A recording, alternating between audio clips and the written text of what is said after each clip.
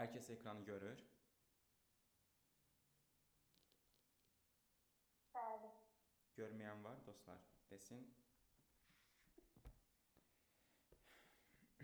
Onda başlayaq. Deməli, ümumiyyətlə bu suallar DIM stilinə uyğundur, yəni DIM-in standartlarına uyğundur. Ona görə də biraz ola bilər ki, çətin olsun, çətinlik faizi biraz 10%, 15% çox olsun. Amma nəticə etibarilə, yəni fərqli suallarda yazmağınız daha yaxşı olardı. Yəni yaza bilirsinizsə, inanın ki, imtahanda, yəni bütün suallarla baş eləyə biləcəksiniz. İndi birinci sualla başlayaq. Deyir ki, Python-da yazılmış proqram fraqmentinin icrası zamanı klaviaturadan B495 bu belə bir sətr daxil edilmişdir. Proqramın icrasından sonra ekrana nə çap olunacaq? Aha, maraqlı sualdır. Baxaq görək nə iş görür proqram əvvəlcə. N bərabərdir input deyir. Deməli, mən bura artıq bir sətr daxil eləməli olduğumu bilirəm. Zaten burada da sətr daxil edirəm. Heç bir problemimiz yoxdur. Əla. Bir dənə boş bir sətrimiz var, hansı ki bu da S-dir. Okay. For i in n. Bu nə deməkdir dostlar? Baxın, bu isə o deməkdir ki, n-də olan, baxın, n-in içində, in nə deməkdir İngiliscədən? Elə içində deməkdir də. N-in içində olan hər bir elementi, n bir siyahıdırsa onun elementləri, n bir sözdürsə onun hərfləri. Başa düşdünüz bu formada. Deməli, n-in içində olan hər bir elementi nə ilə? i-yə mənimsət. Yəni i-nin dəfə qiyməti tutaq ki, n sözü oldu, nə bilim ata sözü oldu. Bir dəfə i olacaq a, bir dəfə olacaq t, bir dəfə olacaq a bu şəkildə. Misal üçün n oldu cüt ədədlərdən ibarət bir siyahı. 1-dən, elə ki 2-dən 10-a qədər cüt ədədlərdən olan siyahı. i bir dəfə olacaq 2, 4, 6, 8, 10 bu şəkildə. Aydındır, deməli bu nə iş gördü? Bu n-in içində olan hər bir elementi i-yə mənimsədir. Yəni tək-tək sırayla, yəni gözləmir ki, sizdən bir onay bekləsin. Aydındırmı? Türkçə danışdım biraz.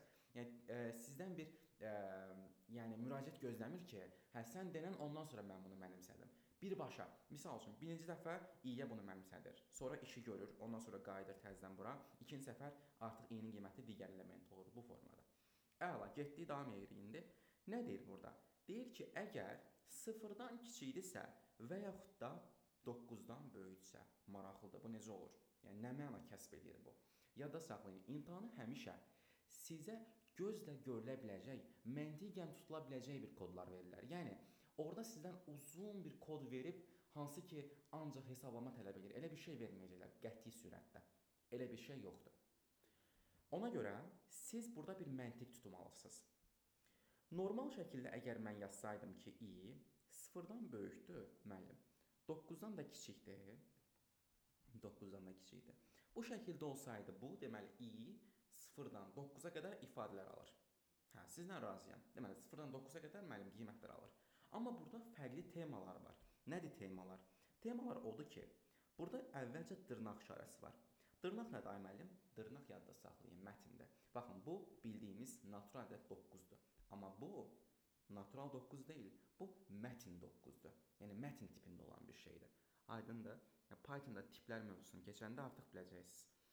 Belə.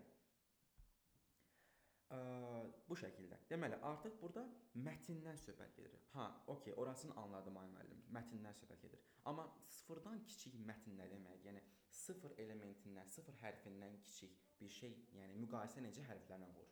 Əslində məsələ burada hərflər deyil. Əslində məsələ burada ASCII kodlarıdır. Başa düşdük. Misal üçün A ASCII kodunun tutaq ki qiyməti 62-dir. B-nin ASCII kodu 63-dür. Yəni siz keçən dərs yadınızdaydı, biz verilənlər bazasında ascending, descending eləyəndə sözləri necə artan, azalan sırayla düzürdük? ASCII kodlarına görə, düzdürmü? Burada da eyni temadır. Yəni B-nin qiyməti A-nın qiymətindən böyükdür. Nə bilim, Z-in qiyməti ola bilsin, nə bilim, Y-in qiymətindən böyükdür. Aydındır? Çünki onun ASCII kodu daha böyükdür. İndi burada ASCII kodlarından söhbət gedir. Yəni deməyə çalışdığım odur ki, əslində burada müqayisə dediyimiz şey ASCII kodları üzərindən gedir. Yəni 0-dan kiçik, 9-dan böyük əslində ədəd olaraq yox, mətinlərin ASCII kodlarının müqayisəsidir. Okey, bura qədər də razıyam ay müəllim sizlə. Onda siz deməyə çalışırsınız ki, mən bir dənə simvolunu tutaq ki, bir dənə x dəyişənidir. Bu simvol deyil, dəyişəndir. X simvolunun hərf olduğunu və ya da rəqəm olduğunu tapmaq istəyirəm müəllim. Ona deyəcəm ki, x a-dan böyükdür və ya da bərabərdir. Z-dən də kiçik bərabərdir. Əgər bu şərt ödəyirsə x, deməli x nə imiş? A ilə Z arasında yerləşən kiçik hərf imiş, düzdürmü? Bura qədər dostlar fikrimi başa düşürsüz mənim. Deməli, əgər x-in mənim hərf olduğunu, kiçik hərf olduğunu bilməyimi istəyirəmsə əgər, onda A ilə Z arasında yerləşdiyini bilməliyəm. Yəni, bilməliyəm ki, ən azından A ilə Z arasında yerləşir bu. Başa düşdük bura qədər? Sualdan hal-hazırda kənar danışıram. Bəli. Deməli, baxın, x ümumiyyətlə deyirəm ki, kiçik simvoldur. Bunu isbat elə mənə. İsbat eləsəm, deyirəm ki, kiçik A-dan böyükdür və ya da bərabərdir, kiçik Z-dən kiçik bərabərdir. İndi tutaq ki, mən deyirəm ki, Aylin, zəhmət olmasa, x dəyişəninin böyük hərflərdən olduğunu isbat elə mənə. Necə isbat eləyərsiniz, Aylin? X kiçik bərabərdir böyük Z-dən. Böyük bərabərdir böyük A-dan. Ay, sağ ol, əla. İndi, Uğur, bəs mənə necə isbat eləyərsiniz ki, x 9 ədəd demirəm, 9 simvolundan kiçik, 0 simvolundan böyükdür. Necə isbat eləyərsiniz? Yəni, həmin aralıqda yerləşir. Yəni, daha doğrusu, gəlin sualı mən biraz daha uyğun verim. Deyim ki, siz necə göstərərsiniz ki, x 0-dan 9-a qədər simvoldur.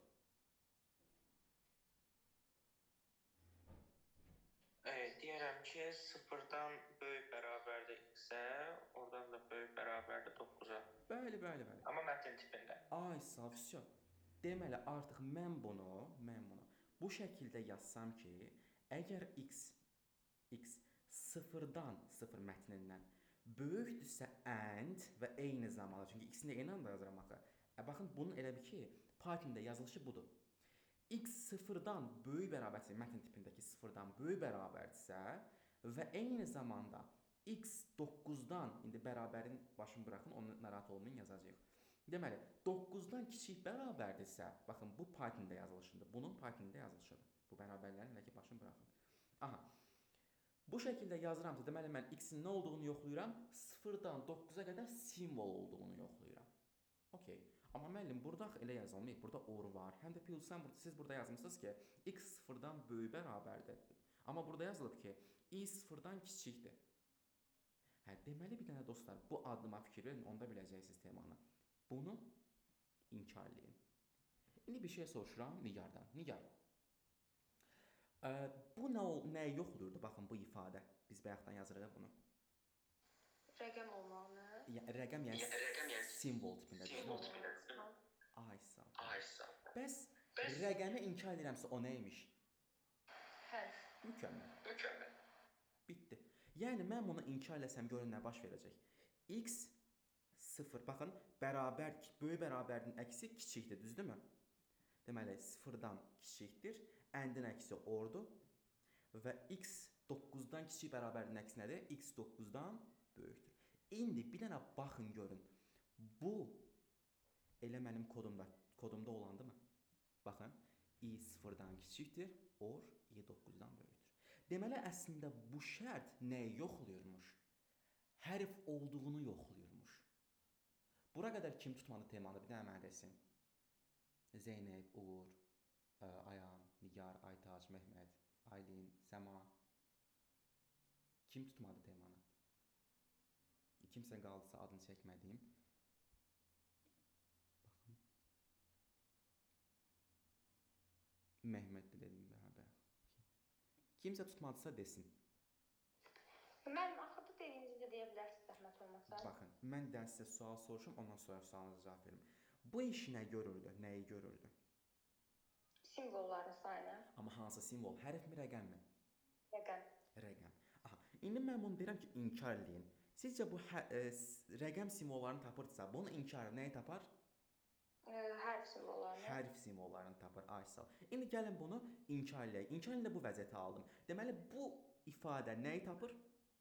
Hərf simvollarını. Hərf simvolları. Baxdım ki, şərtimdə bununla bu eynidir. Görürsünüz, baxın, 0-dan kiçik bərabər, 0-dan kiçik bərabər, 9-dan böyük, daha sonra 0-dan kiçik Or 9-dan böyük, or bu şəkildə. Eyndimi? Bəli. Bəli. Deməli artıq bu avtomatik nəyi sort eləyir? Hərflərin hər simvollarını. Bitti. Hərf simvollarını tapır. Aydındır? Aha. Deməli, N-in içində olan hər bir elementi i-yə mənimsədir və soruşur ki, bu element hərfdirmi? Baxın, bu artıq hərfdir. Ay müəllim, niyə? Səbəbini baxın, burada izah elədim. Deməli, hərfdirsə, deyir ki, bu hərfin S-də olan count nə ingiliscə bilərsiniz? Say. Aydındır? Deməli, bu elementləri S-in içində say. Əgər həmin say 0-a bərabərdirsə, ondan neynə? S-in üzərinə i-ni gəlir. Hə, ay müəllim, indi baxaq görə S nədir burada? S boş bir sətr idi. Aydındır? S boş bir sətirdir. Müəllim, indi bu boş sətirdə, bunun içində heç nə yoxdur. Mən o dəliyəm ki, buradakıların hamısını, buradakı hərflərin hamısını bir-bir götürüm, burada sayına baxım. Zaten 0-a bərabər olacaq da. Məsələ o deyil. Məsələ odur ki, Pythonda belə bir məntiq var ki, əgər mənim siyahımda həmin element sayı 0-a bərabərsə, yəni dolayısıyla ana dilimə qayıtsam, deyərəm ki, bu sözüm nəyə bərabərdir ana dilimdə? O deməkdir ki, əgər mənim boş sətrimdə o element yoxdursa, tapdınsa at ora. Başa düşdünüz? Misal üçün, B hərfi. Bunun içində var, S-in içində yoxdur. Ona görə artıq S-in üzərinə gəldim. Yəni, artıq S-imdə bir dənə B hərfi var. Sonra S, daha doğrusu S. S varmı? Yoxdur, əlavə elə. Bu dolayısıyla olanda əlavə eləmir. Misal üçün, baxın, S-dən 2 dənə var, görürsünüz. Artıq bu S-ni əlavə eləməyəcək ikinci səfər. Çünki artıq var axı. Yəni səfər count 0-a bərabər olmayacaqsınız. 1-ə bərabər olacaq. Çünki S-dən var. Başa düşdünüz fikrimi? Yəni, bu hissə neynədir? Bu hissədə artıq həmin bu siyahıdakı, boş siyahımdakı elementlərdən, yəni hansı ki, bundan tək-tək dənə, misal üçün, B-dən bir dənə əlavə elədi, C-dən bir dənə əlavə elədi, D-dən bir dənə əlavə elədi, T-dən bir dənə əlavə elədi, H-dan bir dənə, R-dan bir dənə, belə, bu formada. Yəni, dolayısıyla, buradakı hərflərdən, hərəsindən bir dənəsini əlavə edən kod var burada. Bitdi. İndi gəlin bir dənə əlavə eləyək. B-ni götürdüm, C-ni götürdüm, D-ni götürdüm, T-ni götürdüm, H-ı götürdüm, B varmı var, R-nı götürdüm, X-i götürməmişəm. Götürdüm bir dənə də. Başqa da heç nə götürmürəm. Əla. Hərfləri götürdüm müəllim. Hə, cavabdakı A variantı. Xeyr. Axıra qədər baxın. Baxın, burada print var. Görürsüz bu print nə edir? Tərsinə çevirir. Ay müəllim, niyə? Çünki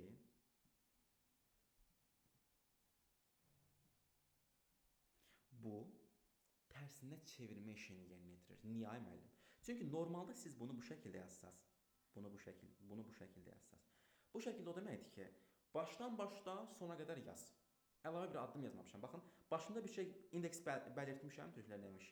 Hər hansı bir şey yazmamışam ki, yazmamışam. Deməli, mən başlanğıc indeksini yazmamışam. Son indeksini yazmışam ay müəllim. Xeyr, onu da yazmamışam. Deməli, başlanğıc və son indeksini yazmamışamsa, deməli, mən bunun 1-dən başlamağını, 2-dən başlamağını, 3-dən başlamağını istəmirəm də. Mən bunun başdan başlayıb sona qədər bitməyini istəyirəm. Hə, ay müəllim, axı burada elə şey yoxdur. Burada elə şey yoxdur. Səbəb? Çünki mən başdan başlayıb sona qədər getməyini istəyirəm, amma mənfi bir ardıcıllıqla. Baxın, bu mənfi bir ardıcıllıqdır. Bura 2 yazsaydınız, başdan sona 2 addımla gedəcəkdi. Aydındır?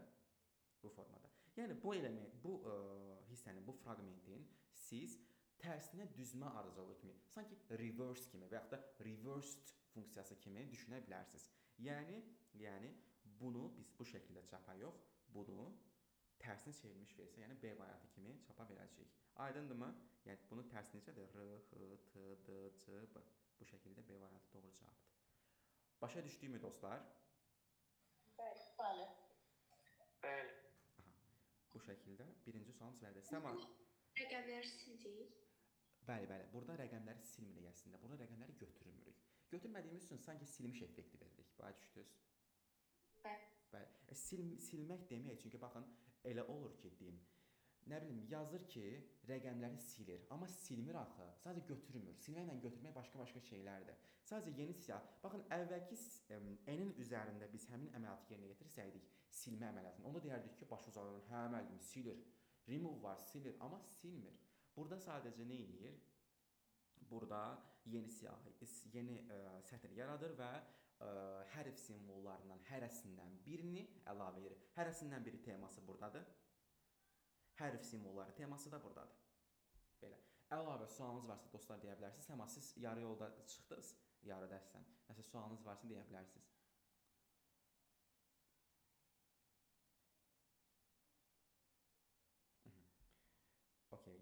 Sonra gəldim ikinci suala. İkinci sual Excel ilə bağlı sualdır. Bu sualı artıq yazmısınız siz. Yəni çünki dərsdə deməli Excel suallarını sadəcə çəkib sizə göndərmişdim. Bu sualı yazmısınız, amma üzərindən tez-tez keçəcəm, baxarsınız. Nə deyir bizə? Elektron cədvəl fraqmentində bəzi xanalara müəyyən düsturlar yazılmışdır. Okay, düsturlar görürəm. S1, S3 xanalar diapazonu seçilərək dairəvi diaqram tərtib olunarsa, okay, S1, S3 seçilir. Baxın, bu diapazon seçilir. Dairəvi diaqram tərtib olunur və belə bir şey əldə olunur. Aha, olsun.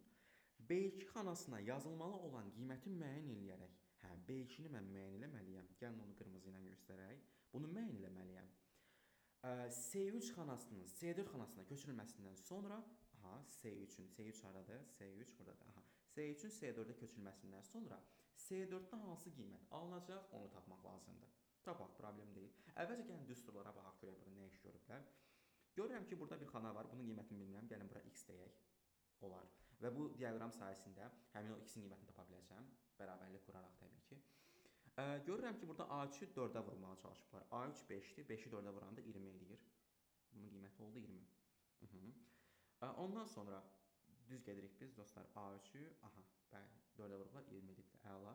Sonra A4-ü 2-yə vurublar. A4 nədir? A1 ilə A3-ün cəmi, yəni 6, 9, 5-in cəmi neçə eləyir? 6 ilə 9-un cəmi 15, üstə gəlsin 5, 20. 20-ni də vururuq 2-yə, nə eləyəcək? 40 eləyəcək.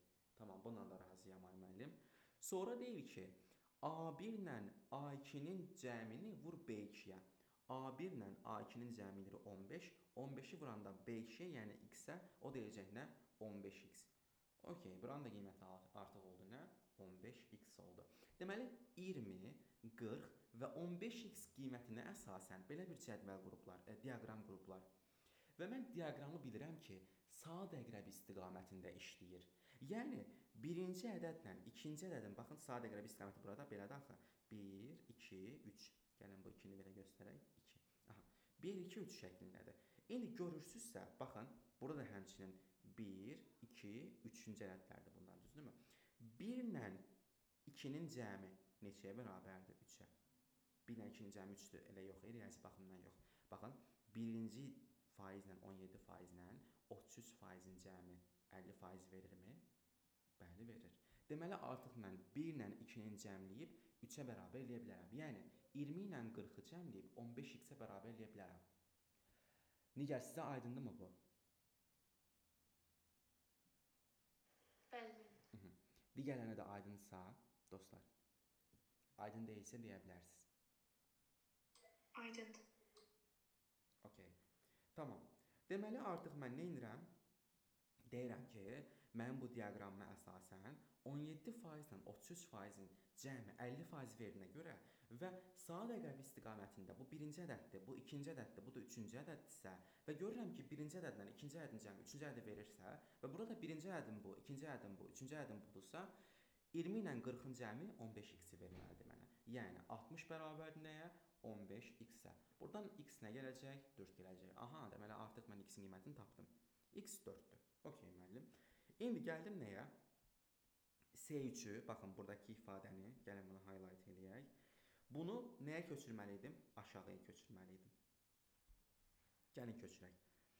Köçürmə olsa mənə kömək eləsin Ayan. Ayan, buyurun. Tam köçürmə onda olur A2 üstə gələk dollar A2 mötərizənin içində. Dollar A2 mi? Yox, A3. Aha.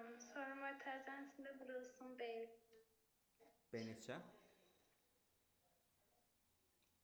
B3, sağ ol, əla.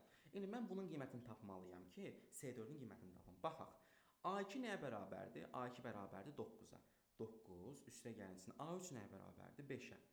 Vurulsun nəyə? A3, 5-ə. Vurulsun nəyə? B3-ə. B3 nəyə bərabərdir? B3-ün qiymətini bilmirəm. B3 deyir ki, B2 nə, yəni 4 ilə S1-i topla. S1 nəyə bərabərdir artıq? 20-yə. 4 ilə 20-ni toplasaq 24. Deməli, artıq B3-ün qiyməti nə imiş? 24-üymüş. Deməli, 9 üstə gəlir 5, 14. 14 olsun 24. Buradan da cavab çıxacaq. 336. Cavab da D variantı bizim doğru cavabımız. Aydındır mı dostlar sizə? Kiməsə hər hansı hissə aydın olmasa, desin ki, təzədən baxaq. Zaten vaxt ayırıb baxırıq. Aydındır. Əla. Bu belə. Gəldik 3-cü suala. Bir dəqiqə 3-cü suala keçməmişdən öncə gözləyin. Okey. Belə. İndi 3-cü suala gedirik. Deyir, təqdim olunmuş diqrafın qonşuluq matrisi qurulur. Mən diqraf deyir bizə. Diqrafın nə olduğuna bir dənə baxaq. Diqraf istiqamətlənmiş qrafdır. Yəni istiqaməti var. Aydındırmı? Əla. Diqrafın qonşuluq matrisi qurulur. Matrisdəki birlərin sayı sıfırların sayından nə qədər fərqlənir deyə soruşur. Yəni burada bir diqrafım var və bunun mənə qonşuluq matrisini qurmağımı istəyir. Yəni 0 və 1-lərdən ibarət. Yəni istiqamət varsa 1, istiqamət yoxdursa 0. Və buradan da deyir ki, birlərin sayı sıfırların sayından nə qədər fərqlənir, onu istəyir tapmağıma. Aha, tapaq. Əvvəlcə qayda yazacağım sizə. Qayda nədir? Quru-qura qayda deyil. Diqqətlə qulaq asın. Qayda odur ki, istiqamət varsa 1 yaz. Yəni bir dənə istiqamət istəyirəm sizdən. Til istəmirəm, istiqamət. Misal üçün, burada istiqamət var, düzdürmü? Öz növbəsində bu qonşuluq matrisində nəyə bərabərdir? 1-ə. Aydındırmı? İstiqamət varsa 1 yaz. Ona görə bəzi misal üçün olar ki, mənbələri araşdırmısınız siz, bəzi mənbələrə baxmısınız. Həmin mənbələrdə bir dənə tilə 2-yə vururlar. Misal üçün, tillərin sayını 2-yə vurur. Ay müəllim, niyə? Çünki bir tilin 2 istiqaməti var. Amma istiqamətlənmiş qrafda vəziyyət o cür deyil. Vəziyyət o cür deyil. Vəziyyət istiqamətə baxır. Yəni siz 2-yə vurmalı deyilsiniz, elə əzbərləməli deyilsiniz. Siz əzbərləməlisiniz ki, bir istiqamət bir dənə 1 deməkdir. Onun 2 dənə istiqaməti olduğuna görə, istiqamətlənməmiş qrafın 2 dənə istiqaməti olduğuna görə mən onu 2-yə vururam. Çünki 2 dənə istiqamət var axı ona görə. Deməli, artıq istiqamətin 1 olduğunu öyrəndik. Əgər mən birlərin sayını tapmaq istəsəm, nə edəcəm? İstiqamətlərin sayını tapacağam. Fərqi yoxdur, bu ilgək oldu və ya da başqa bir şey oldu. İlgək də bir istiqamətdir. Bura qədər məncə aydındır. İndi istiqamətlərin sayına baxıram. 1, 2, 3, 4, 5, 6, 7, 8, 9, 10, 11, 12, 13, 14, 15, 16, 17, 18, 19, 20. Deməli, neçə dənə mənim istiqamətim, yəni dolayısı ilə birim var? 20 dənə birim var. İndi müəllim, tutaq ki, bildim mən birlərin sayını. Bəs sıfırların sayını necə tapım deyə soruşa bilərsiniz. Sıfırların sayını tapmaq üçün isə, deməli, sıfırların sayını tapmaq üçün isə mən ümumi xanaların sayının, xana nə demək müəllim? Xana söhbəti var, bu Exceldir. Xeyr, məsələ o deyil. Məsələ odur ki, qonşuluq matrisi xanalardan ibarətdir. Misal üçün, gəlin belə deyək, mənim 3 dənə təpəm var, düzdürmü? A, B, C təpəsi tutaq ki. A, B, C təpəsi, düzdür? Əla. İndi A, B, C təpəsində, ümumiyyətlə, mən qonşuluq matrisini qursam, baxın, bu belə olacaq. A, B, C sətirlərdə, A, B, C sütunlarda. Bəs neçə dənə xanam olsa deyə soruşsam, cavab nə verərsiniz? Baxıram ki, müəllim 1, 2, 3, 4, 5, 6, 7, 8, 9. Deməli 3 dənə təpəm varsa, neçə dənə xanaya bərabərdir bu? 9 dənə xanaya bərabərdir. Onda sual gəlir Zeynəbə. Zeynəb, bəs n dənə mənim təpəm olsa, neçə dənə xanaya bərabər olacaq bu? Biraz gəlin sualı rahatlaşdıraq. Deməli, əgər 3 dənə təpəm varsa, 9 dənə, deməli, nəyə bərabərdir? Bu xanaya bərabərdir. Bəs Zeynəb, 5 dənə təpəm olsa nə olacaq? Neçə dənə xanam olacaq? 25. Bəs 6 dənəsi olsa? 36. Əla. Bəs n dənə olsa? N kvadrat. Mükəmməlsiz. Əla. İndi burada sizdən soruşuram, neçə xanam var? Bu deməli qrafın neçə xanası var sizcə? Təpələr sayacağıq. Bəli, bəli. Neçə dənə xana olacaq sizcə? 4, 5, 10, 11. O da 121. Bir dənə sayaq təzədən. 1, 2, 3, 4, 5, 6, 7, 8, 9, 10. 11-ci hardadır? 10'ymuş. 100. Bəli, 100. Deməli, artıq Zeynəb tapdı ki, 100 dənə xanam var. İndi sizə bir şey deyim. Bir sualın ya hə cavabı var, ya da yox cavabı var, düzdürmü? Yəni, ya burada 0 olacaq, ya da 1 olacaq. İndi mən tapdım ki, birlərimin sayı 20 dənədir. Bəs sıfırlarımın sayı nəyə bərabərdir Zeynəb? 100'den çıxacaq Emre. Cavabda 80. Deməli 20 dənəsi 1-dir, 80 dənəsi 0-dır. Çox sağ olun Zeynəb. Deməli 80 dənə nəyim var? Biz 100 dənəni necə tapdıq? Hardan tapdıq? Baxın, deməli Aydın. 3 dənə təpəmiz varsa, bu 9 dənə xana deməkdir, düzdürmü?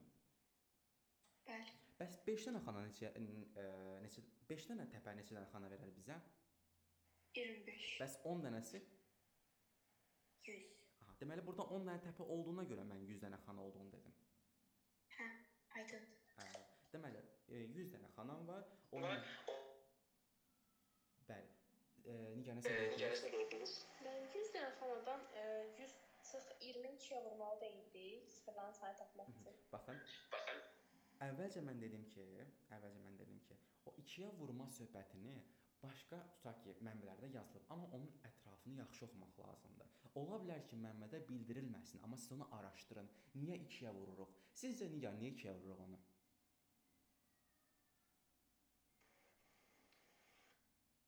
İki istiqamət var deyə.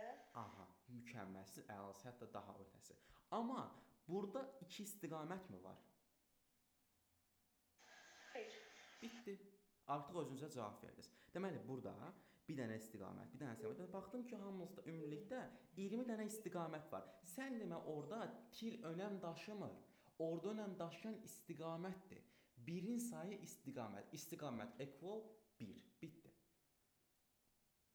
Aydındır? Bəli.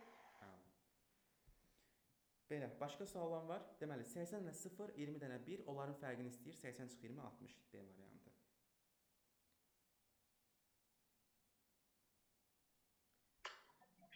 Müəllim, mən tili başa düşmədim. Til necə 20 olur ki? Burada dedim axı, til 1 demək deyil. Baxın, 1 istiqamət deməkdir. Sizdən birlərin sayını istəyir, düzdürmü? İstiqamətlərin sayını tapın. İndi sizdən soruşuram, burada neçə istiqamət var idi? Gəlin bunların hamısını silək. Neçə istiqamət var burada? Bir dənə sayın. 15 dənə. Gəlin baxaq. Deməli 1, 2, 3, 4, 5, 6, 7, 8, 9, 10, 11, 12, 13, 14, 15. Axı bu ilgəklərdə istiqamətdir. 16, 17, 18, 19, 20. 20 dənə istiqamətim varsa, 20 dənə deməli mənim nəyim var imiş? Til. Başa düşdüm mən. Til yox. 1. Başa düşməmisiniz. Baxın, istiqamət 1 deməkdir. 1 istiqamət 1 deməkdir. 2 istiqamət 2 dənə 1 deməkdir. Amma til o deməkdir ki, til başqa şeydir. Til, belə də til var. Aytac, belə də til var. Başa düşdünüz? Burada bir dənə 1 var, amma burada 2 dənə 1 var. Niyə? Çünki müəllim 2 dənə istiqamət var ona görə. Ona görə Nigar dedi ki, ay müəllim 2-yə niyə vurmadıq? Çünki Nigarın nəzərdə tutduğu til bu tildir. Amma burada o tildən söhbət getmir. Aydındır? Bəli. Belə. Başqa sualınız varmı dostlar? Narahat olmayın, verə bilərsiniz ki, əsas odur ki, mövzunu burada bitirək. Bir sualın artıq siz test toplusunu həlləmiş oldunuz. Okey.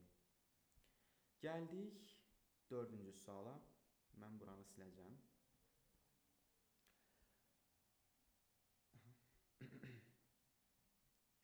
Bizə saniyə mən gəlirəm, gözləyin. Bir dənə adaptör taxın.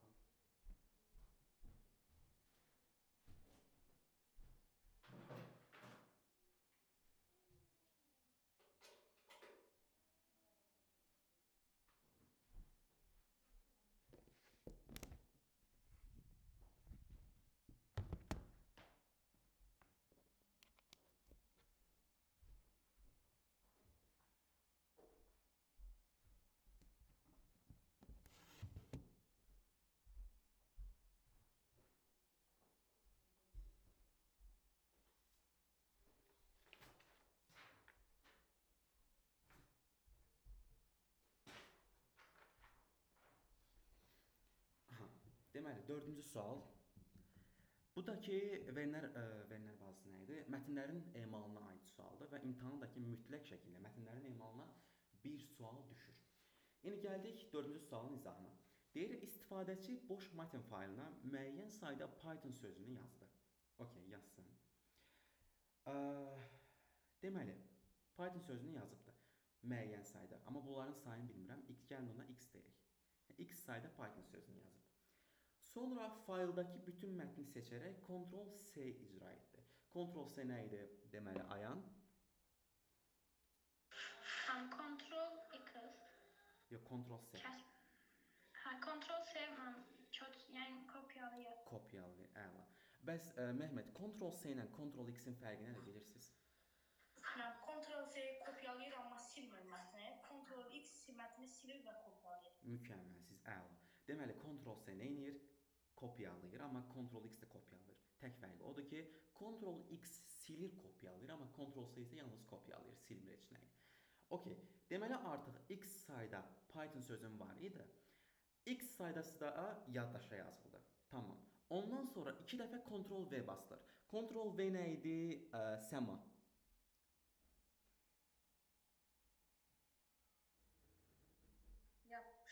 Bilmirəm. Bəli, yapışdırmaq düz deyirsiniz. Deməli, Ctrl+V nədir? Bəli, yapışdırmaqdır. Əvvəlcə X sayda mənim Python sözüm var idi. X dəfə Python sözüm var idi. Artıq 2 dəfə də yapışdıranda 2x sayda Python sözü də gəldi. Tamam. Ondan sonra, daha sonra mətndəki ilk 3 söz seçərək, yəni 3 dənə Python sözü, 3 dənə Python sözü seçirəm. Tamam, seçdim. Bir dəfə Ctrl+X basıram. Yəni dolayısıyla aytacaq, nə edirəm mən onu? 3 dənə sözü silirəm. Bəli. Əla, deməli 3 dənə sözü sildim. Və 3 dəfə Ctrl+V icra etdim. Yəni aytac? 3 dəfə yapışdırdınız. Bəli, 3 dənə sözü 3 dəfə yapışdırsam, neçə dənə söz yapışdırmış olacam? 6 dənə. 9 dəfə. Bəli, 9 dənə. bəli, 9 dənə sözü yapışdırdım. Əla. Və deyir, bunun nəticəsində 42 dənə Python sözü olarsa, yəni 42 dənə Python sözü. Bu tənliyi də həll etmək asandır. 3x üstə gəlsin 6 bərabərdir 42-yə. Buradan da x üstə gəlsin 2 bərabərdir. 42 bölünsün 3, 14 eləyir, səhv eləmirəmsə, bəli. X də bərabərdir 12-yə. Deməli, 12 dənə əvvəlcə nə var imiş? Python sözü var imiş. B variantı doğru cavabdır. Kim anlamadı bu sualı? Uğur, baya düşdünüz. Bəli. Okey. Digərləri də. Tamam. Gəldik 5-ci sual. Verilənlər bahasına baxın, aid sizə dostlar demişdim. Verilənlər bahasına aid 2 sual düşür. Biri and or nota aid sualdır. Digər isə baxın belə tipli sualdır. Okey, bu tipli sualdır. Yəni uzun əlaqəli cədvəl. Hər imtahanda bu belə olur. İndi gəldik 5-ci suala. Verilənlər bahasına aid olan o məntiqi ifadələr sualı. And or not. Deyir, şagirdlərin qəbul olduqları ixtisaslarla bağlı olan təqdim olunmuş cədvəl əsasında aşağıdakı sorğu tətbiq olunarsa, ekranda neçə yazı əks olunur? Əvvəlcə yazının nə olduğunu deyim. Yazı, yəni rekordlardır. Misal üçün, Rəhim də bir yazıdır. Adildə, Ayxanda, Rənada, Gülayda, Dilbərdə, Aytəndə. Bunların hamısı nədir? Yazıdır. Okey. Tamamdır, yazı olsun. Deyir ki, belə bir sorğu var. Gəlin əvvəlcə sorğunu araşdıraq. Görək sorğu nəyi göstərir bizə? Deyir ki, inkar elə nəyi, yəni notla inkar elə nəyi? Baxıram ki, görün mötərizə harda açılıb, harda bağlanır. Bu mötərizə açıldı. Sonra içəridə olan bu mötərizə ilə bağlandı. Okey. And var. Ondan sonra yeni bir mötərizə açılır. Bu mötərizə deməli nə ilə bağlanır? Bu mötərizə ilə bağlanır. Çünki içəridə artıq bu mötərizə belə bir mötərizə açılıbdır və ən sonunda qırmızı ilə başqa bir mötərizə də nə edir? Başqa bir mötərizə də ümumiyyətlə başqa mötərizə ilə bağlandı. Əla. Bu mötərizənin açılıb bağlanmasına xüsusi diqqət eləyək. Çünki yaşıl burdadır, yaşıl sorğu burdadır. Göy sorğu burdadır. Və sarı sorğu da var, sarı sorğu burdadır. Və qırmızı sorğu isə opşim hamısıdır. Belə. İndi baxıram, görün burada nə iş görübdür. Deyir ki, inkar elə baxın buradakı ifadələrin hamısını. Yəni, sarını inkar elə. Gəlin, sarını əvvəlcə inkar elə. Görək, sarı nəymiş? Sarı deyir ki, ixtisası kompüterlə, baxın, ulduz nə idi? Odur ki, qarşısı kompüter olsun, arxası... Necə simvolu? Bəli, bir neçə simvolu ifadə edir. Qarşısı kompüter olsun, amma arxası nə olursa olsun, maraqsızdır. Əla.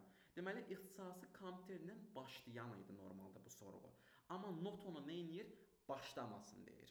Okeydirmi? Əla. Bir dənə ixtisasa baxaq görək nə baş verir burada. İxtisasa görürəm ki, mən kompüter mühəndisliyi, kompüter elmləri, informasiya təhlükəsizliyi, informasiya texnologiyaları, informasiya təhlükəsizliyi, kompüter elmləri, kompüter mühəndisliyi, informasiya texnologiyaları, informasiya təhlükəsizliyi. Deməli burada iki şeylə başlama var. Bir informasiya ilə başlayır, bir də kompüter ilə başlayır. Baxın hamısını nəzərə yetirin. Görürsüz? Ya informasiya ilə başlayır, ya da kompüter ilə başlayır. Əla. Əgər ixtisas artıq kompüterlə başlamırsa, yəni noktamını inkar eləmişəmsə, başlamırsa, deməli bu nə ilə başlamalıdır? İnformasiya ilə başlamalıdır. Ona görə artıq nədir məsələ? Bu sarı rəngdə sorğu olacaq nə? Olacaq ixtisas, ixtisası qısa yazıram, yazıram. İxtisas informasiyanı yazmıram, yazıb ulduz yazacağam ki, daha qısa olsun. Deməli, ixtisas informasiya ilə başlamalıdır. Orun əksi nədir? Ənddir. Bal 650-dən kiçikdir əksi nədir, Nigar? Böyük bərabərdir. 650-dən böyük bərabər. Bəli.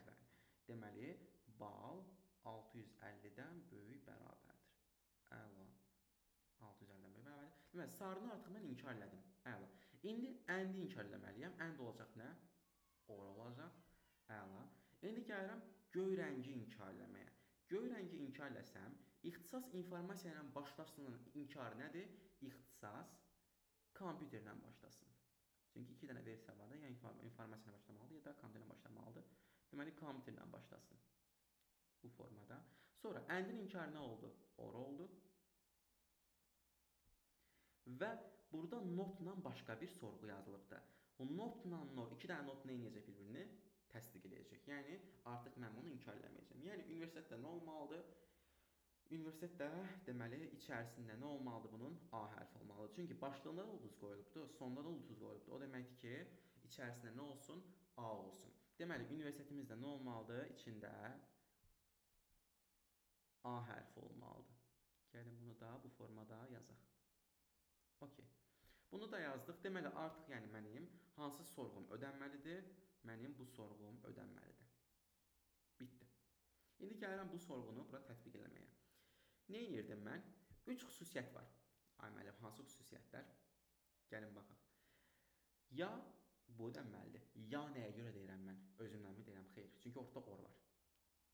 Ya bu ödənməlidir. Ya bu ödənməlidir. Ya da ki bu ödənməlidir. Okeydirmi? Bura qədər aydındır dostlar sizə?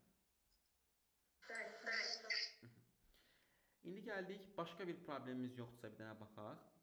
Baxıram, and or oldu. Aha. Bunun inkarı and or oldu. Notdakı olduğu kimi qaldı. Aha. Başqa bir problemimiz yoxdur. İndi baxıram bir-bir analiz etməyə. Birinci gəlin asanla başlayaq. Universitetin içərisində A olmalıdır. Onları seçirəm. İçində A olmalıdır. Birincini seçdim, ikincini seçdim, üçüncünü seçdim, dördüncünü seçdim.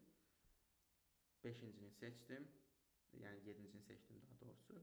Və 10-cunu seçdim. Okey, bunlar getdi artıq. Ondan sonra deyir ki, ixtisas kompüter ilə başlasın. Kompüteri seçdim. Kompüter. Bu da bitdi.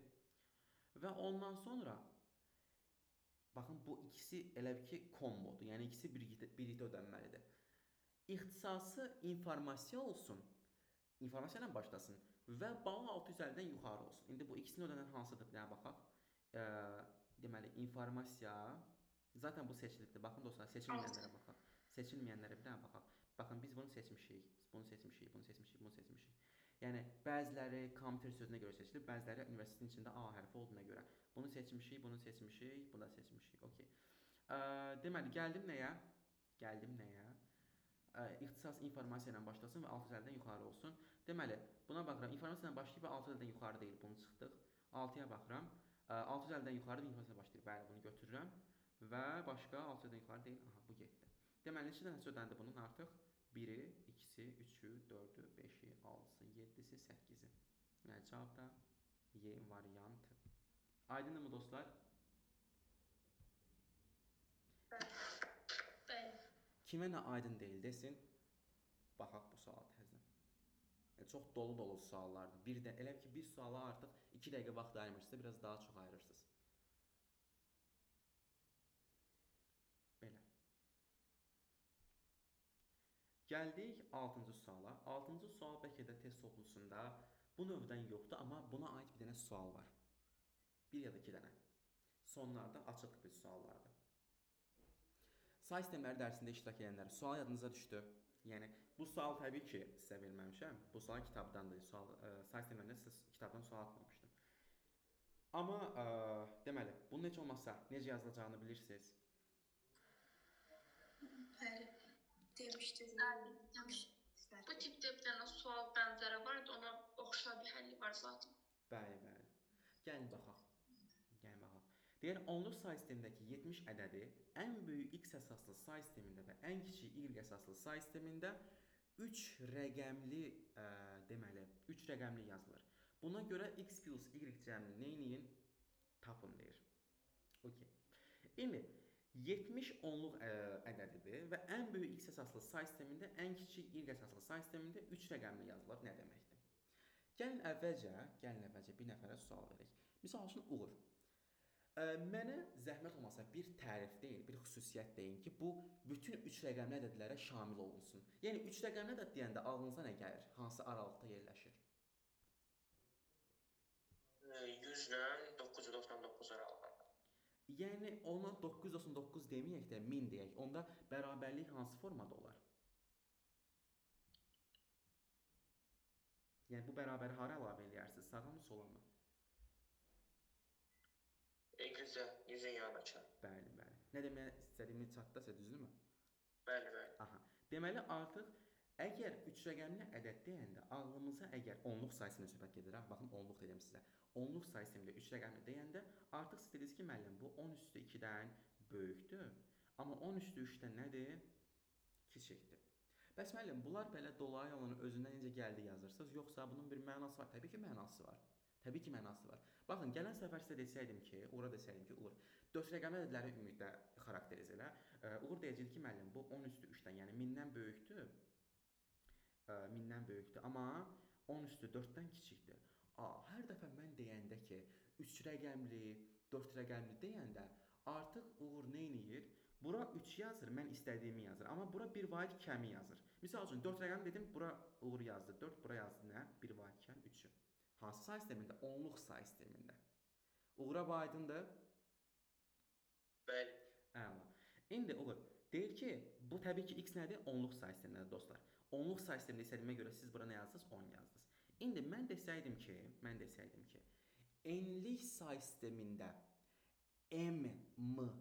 enlik say sistemində, n-lıq say sistemində m rəqəmli ədədləri göstər, onda belə eləyəcəksiniz. Onluq istəmiş say müəllim bayaq, düzdürmü? Ona görə mən 10 yazdım. İndi enlik say sistemində istəyirsiniz deyə mən bura n yazacağam. Yazdım. Bayaqları 4 rəqəmli istəmişdiniz deyə bura 4 yazdım. İndi m rəqəmli istəyirsinizsə bura m yazacağam. Burada m çıxılsın 1 yazacağam. Bitdi. Bu x nədir? Onluq say sistemindədir. Aydındırmı? Baxın, bizim ümumi düsturumuz nədir? Budur. Bunun hardan çıxdığını bildik. Yəni, əgər sizə desələr ki, mənim bir ədədim var, bu n-lıq say sistemində, n-lik say sistemində m rəqəmlidir, onda bu bərabərliyi quracaqsınız mütləq şəkildə. Belə. Heç əzbərləməmişəm, sadəcə necə gəldim, izahla gəldim, bura çıxdım. Yəni, bu düstura çıxdım. Siz də o şəkildə imtahanda əzbərinizdən çıxsa, bu şəkildə yaza bilərsiniz. Deməli, onluq say sistemində 70 ədədir. Yəni, artıq mənim buradakı x-im nədir? 70-dir. 70 nə deyir mənə? Deyir ki, ən böyük x əsaslı say sistemində və ən kiçik y əsaslı say sistemində 3 rəqəmli yazılır. Mən bu say sistemlərini bilmirəm, düzdürmü? Gəlin həmin say sistemində deyək nə? N deyək. Neçə rəqəmli yazılırmış? 3 rəqəmli. Bura 3 yazdım, ay müəllim, istədiyinizdə burası 1 vahid kəmi yazdım, 2-ni yazdım. Okey, bura qədər aydındır. İndi, ay müəllim, mən bu iki tərəfli bərabərsini necə həll edeyim? Deyirəm sizə necə həll etmək lazımdır. Məndən demir bütün həllərini tap. Mənə deyir ki, ən kiçik və ən böyük əsasların cəmini tap. Baxın, ən kiçik, ən böyük cəmini tap. Mən də buradan n-in ən böyük, ən kiçik qiymətini tapmalıyam. İndi sizdən soruşuram, dostlar. Baxın, deməli, Nigardan soruşuram. Nigar, səs açın. Gəlin, əvvəlcə sualı verim, onu soruşacağım. Aha, çox sağ olun. İndi baxın, bu hissədənmi ən böyük tapmaq olar, yoxsa bu hissədənmi ən böyük tapmaq olar? Yəni, yaşıl göy deyərək fərqləndirə bilərsiniz onu. Göydən? Nəyi tapa bilərsiniz? Ən böyüyü. İndi səsi bağlayın. Aha. Yəni Nigar deyir ki, göydən ən böyük tapmaq olar. Yəni göy olan hissə var, bu bərabərsizliyin bu hissəsi. Gəlin onu göy eləyək ya da highlight bu şəkildə eləyək. Deməli Nigar deyir ki, bu hissədən əmələ biz ən böyük tapa bilərik. Mən deyirəm ki, tamam, problem deyil, tapaq. Deyir ki, Nigar, n nədir burada ən böyük ay Nigar? Təklifiniz? Nigar. Bilə bilmərik orada. Nigar bir dənə cavab versin, çünki izah edirəm burada. İzah edeyim ki. Mən buradan ən kiçiyi tapa bilərik onda. Aha, amma ben ən böyük demişsiniz. Buradan ən kiçiyi tapacaq, o bir tərəfdən ən böyük. Bəli. Səbəbini isə indi izah edirəm. Çox sağ olun Nigar, çox sağ olun Ayan. İndi baxın, səbəbini isə izah edirəm niyə?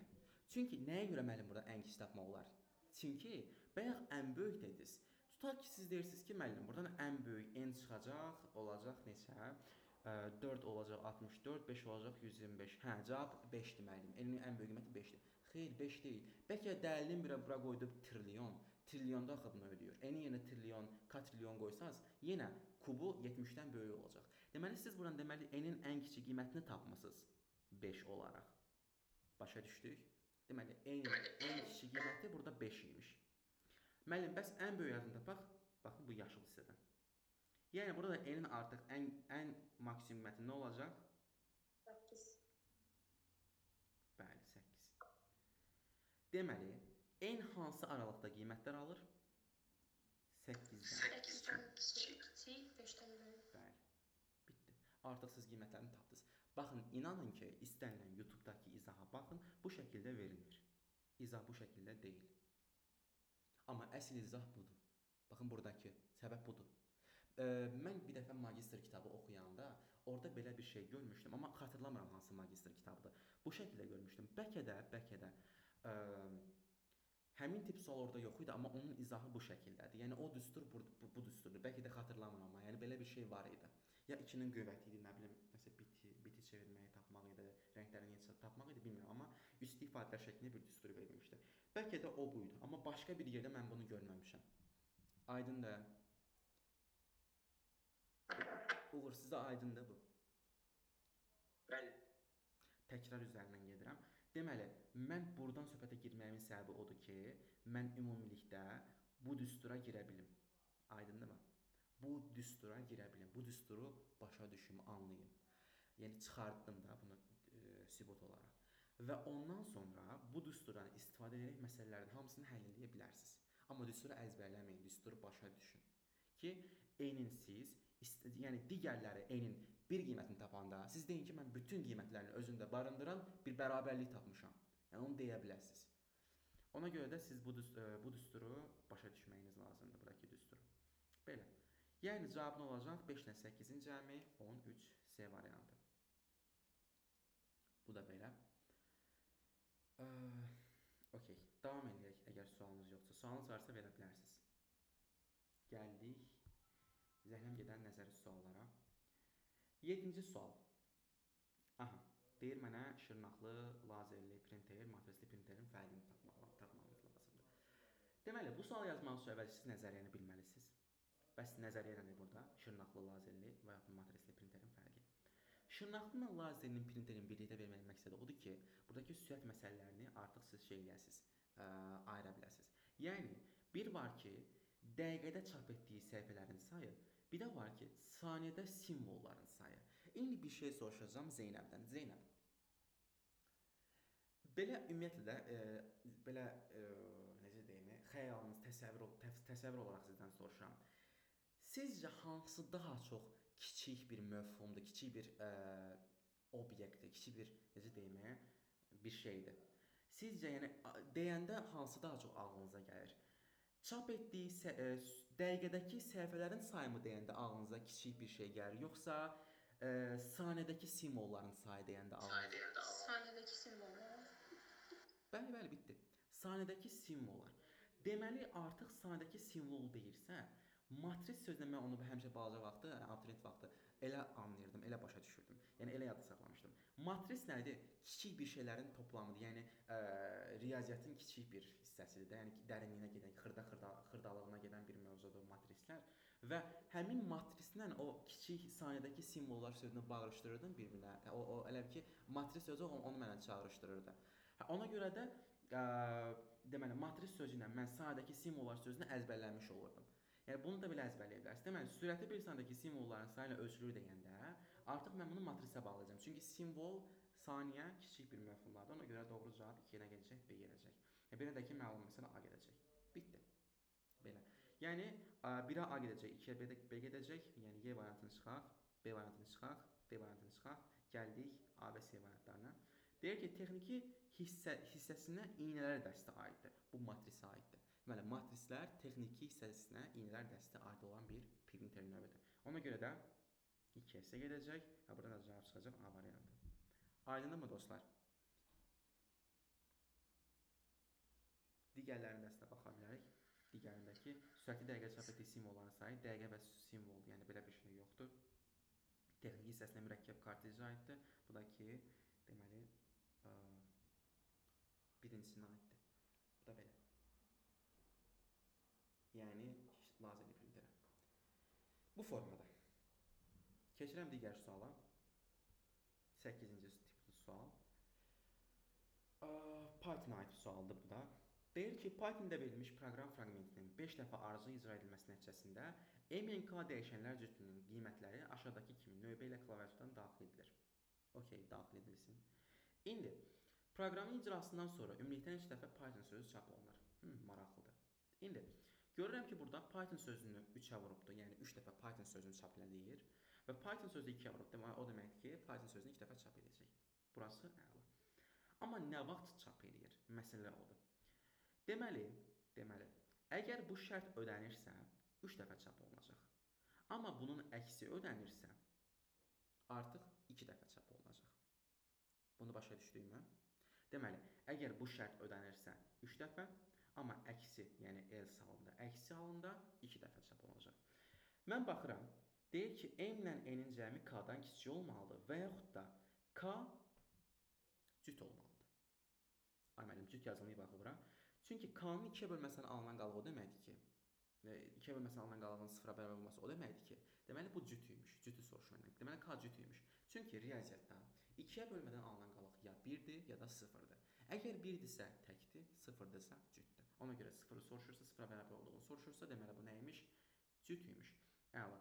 Deməli, ikisindən biri ödənirsə, mənim bu şərtim doğrudur, ona görə 3 dənə çap olacaq. Baxıram ki, əvvəlcə, deməli, K-sı cüt olanları, deməli, mən götürürəm, onların sayını tapıram ki, həmin sayı əsasında deyim ki, 3 dənə Python çap olunur. K-sı, K hansıdır ümumiyyətlə? K 3-cü dəyişəndir. 3-cü dəyişənə baxıram, 10, 7, 13, 15, 4. Burada. Deməli, hansılar cütdür buradan? Bu cütdür, bu cütdür. Başqa da bir şey yoxdur cüt olaraq. Növbəti, ikinci şərtə baxıram. Yəni, bu ödəndirsə, okey, lap əla. Amma birinci ödənirsə, o da əla, problem deyil. M ilə N-in cəmi K-dan kiçikdir. Yəni, birincinin, ikincinin cəmi K-dan kiçik olmalıdır. 9-un 8-in cəmi K-dan kiçikdir, xeyr. 5-in 6-ın cəmi 11-dən 13-dən kiçikdir, bəli. Deməli, bunu götürürəm. 7-nin 8-in cəmi 15-dir, 15 15-dən kiçikdir, xeyr. Deməli, bu da bu şərt əsasında getmir. İndi gəldim ikinciyə. İkincidə nə soruşurdu bizdən? Deyir ki, İkinci şərt deyir ki, birincinin əksi olmalıdır. Birincinin əksi nədir müəllim? Baxaq. Baxın, M ilə N-in cəminin K-dan kiçik olmasının əksi nədir? M ilə N-in cəmi K-dan böyükdür. Onun əksi nə idi müəllim? Onun əksi n-dir. Bəs K-nın 2 bölməsindən alınan qalığın 0-a bərabər olmasının əksi nə idi? K-nın 2 bölməsindən alınan qalığın 1-ə bərabər olmasıdır. Mükəmməlsiz, əla. İndi bu şərt ödənsə nə olacaq? 2 dənə Python sözü çap olacaq. Deməli, mənim 3 dənə cütüm var idi ki, 3 dənə üçlüyüm var idi ki, bunlara görə 3 dənə Python sözü çıxır. Yəni, hərəsinə görə 3 dənə Python sözü çıxsa, ümumiyyətlə 9 dənə Python sözüm olacaq. Əla. Amma bu şərt ödənirsə, 2 dənə Python sözü çıxacaq hərəsinə görə. İndi baxıram, 9-dan 8-in cəmi 17, 7-dən böyütümü bəli və eyni zamanda K nə olmalıdır? Tək olmalıdır. 7-yə baxıram, bəli, tək. Deməli, artıq buna görə nə çıxacaq? Buna görə 2 dənə Python sözü çıxacaq. Üstə gəlinsin. 7, 8-in cəmi neçədir? 15-dir. 15 də gəlsin 15 nə edir? 15 də gəlsin 15. Deməli 15 də gəlsin 15 nə idi? Üzr sayın. 7 də gəlsin 8 15. 15 15-dən böyük bərabərmi? Bəli. Və eyni zamanda 15 təkdirmi? Bəli.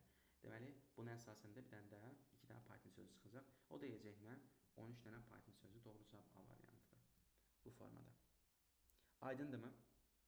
Yəni məqsəd odur ki, misal üçün ay müəllim deyə bilərsiniz ki, müəllim bunlar ödəndirsə, onsuz da bunlar ödənməyəcək də. Düzdür. Amma məqsəd odur ki, sizə bunların inkarını başa salmalı. Yəni gələn səfər artıq notla versə, nə bilim, ay müəllim not nədir keçməmişik. Notun nə olduğunu biləsiniz deyə. Sual varmı? Sual yoxdursa, digər suala keçirəm. Gəldim deflə bağlı suala.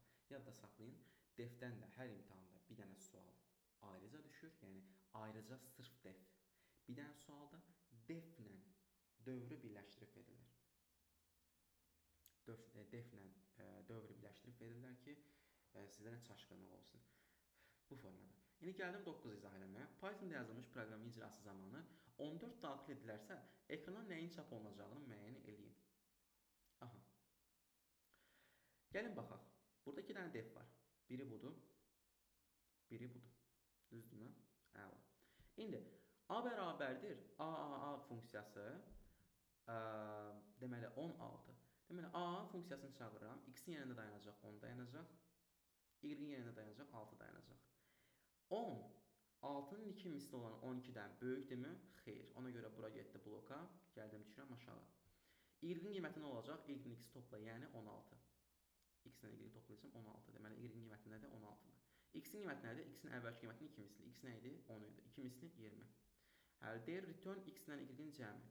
X 20, Y 16. Toplasam 36. Artıq bu A-nın qiyməti nə olacaq? 36 olacaq. Deməli A-nın qiymətini artıq mən tapdım. Bura qədər problem varmı? Tamam, yoxdur. Onu da buranı silirəm. Gəldim B-yə. Deyir ki, B int input. Deməli ədəd daxil olmalıdır. Bir daha baxaq ədədə. Hə, ədəd daxil olunmuş 14. Deyir ki, proqram icrası zamanı 14 daxil edilərsə. Okey. Deməli B-nin qiyməti nəymiş? 14 imiş. Çünki onu daxil ediblər axı. Əla. Gələn səfərdə B funksiyasını yoxlayacaqlar. Hansı ki, birinci B dayanır, yəni 14 dayanır. İkinci isə A dayanır, yəni 36 dayanır. Bunun qiymətini tapmaq lazımdır. İndi B-yə baxıram. Görürəm ki, burada x bərabər x ona bölməsindən alınan qalıq. Yəni x-in yenə birinci bir dayanacaq 14. 14-ün ona bölməsindən alınan qalıq 4-dür. 36-nın ona bölməsindən alınan qalıq 6-dır. Gələn səfər A funksiyasının qiymətini tapsaq, x-in qiyməti 4-dür. Y-in qiyməti 6-dır. Baxın, burada yazılıb. Əla. İndi A-ya qayıdıram. X nədir? 4-dür. Y-də 6-dır. 4, 6-nın 2 misli olan 12-dən böyükdürmü? Xeyr. Bura getdi bloka. Düşürəm aşağı. Y-in qiyməti nədir? Bunların cəmi 10. X-in qiyməti nədir? 6-nın 2 misli 12. Bunların da cəmi nə edir? 22 edir. Deməli, return 22-ni qaytaracaq. Yəni, doğru cavab B variantı. Burada kimənə aydın olmadı. Yəni, def belədir. Yəni, aparıb yerinə qoyursunuz, yazırsınız, yoxluyursunuz bu şəkildə.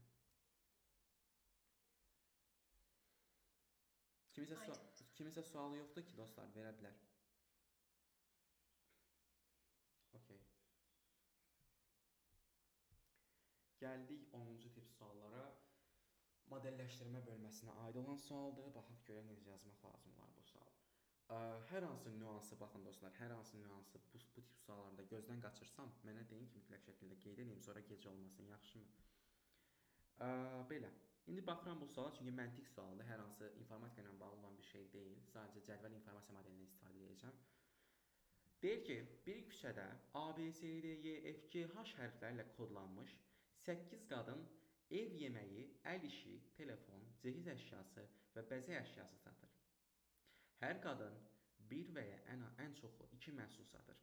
Deməli, artıq bir qadına ya 2 məhsul düşür, ya da ki 1 məhsul düşür. Yəni, 0 almayan yoxdur və yaxud da 2-dən çox olan yoxdur. Və heç bir məhsulu 2-dən çox adam satmır. Deməli, artıq hər hansı bir məhsul yoxdur ki, onu 1-dən çox adam satsın.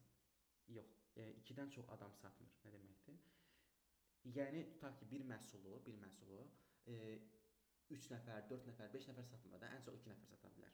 Okay, buna razıyam. Deyir ki, D və Y eyni 2 məhsul satır. Hə, gəlin əvvəlcə cədvəli quraq. Burada quracağam elə. Hansı hərflər idi? A, B, C, D, Y, F, G, H. A, B, belə quraq.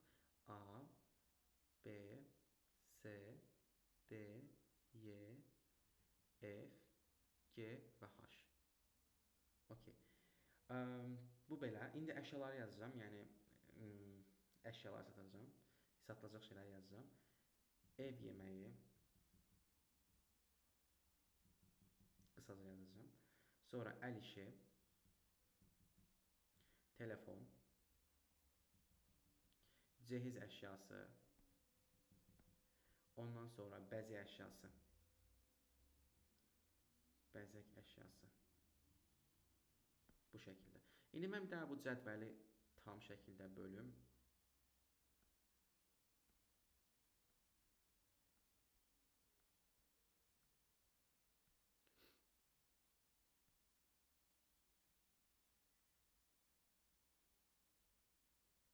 Aha, bu formada.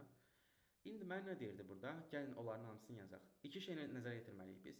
Hər qadın bir və ya ən çox 2 məhsul satır. Yəni 2-dən artıq məhsul satmayacaq. Və bir məhsulla 2-dən çox adam satmır. Yəni bir məhsula artıq, misal üçün, belə mən 3 dənə pils qoya bilmərəm. 3 dənə adam, daha doğrusu. Tutaq ki, bir məhsul olan əl işi var. Əl işini mən B, C, D eyni zamanda sata bilməz. Aydındırmı? Ən çox 2 nəfər sata bilər. Gəlin baxaq. Nə deyir mənə? Deyir ki və nəzərə almalıyam ki, D-nin satdıqlarını tapmağa çalışıram. D-nin satdıqlarını tapmağa çalışıram. Deyir ki, D və Y eyni 2 məhsul satır. D və Y eyni 2 məhsul satır. Okay, eynidir bu. Gəlin bura eyni yazaq. Əla. Və əl işi bunlardan biri deyil. Artıq D ilə Y-ninkinə əl işi girmir. Yəni bunlar deyil. D ilə Y-yə əl işi söhbəti yoxdur. Əla. Və F bəzək əşyası satır. F bəzək əşyası satırdı. Bəzəyə bir plus qoydum.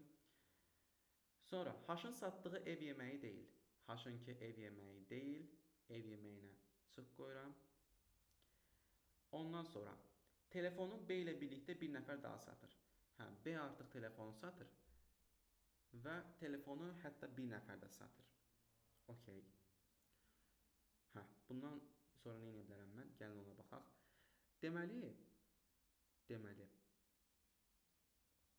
mənim 5 dənə əşyam var, düzdürmü?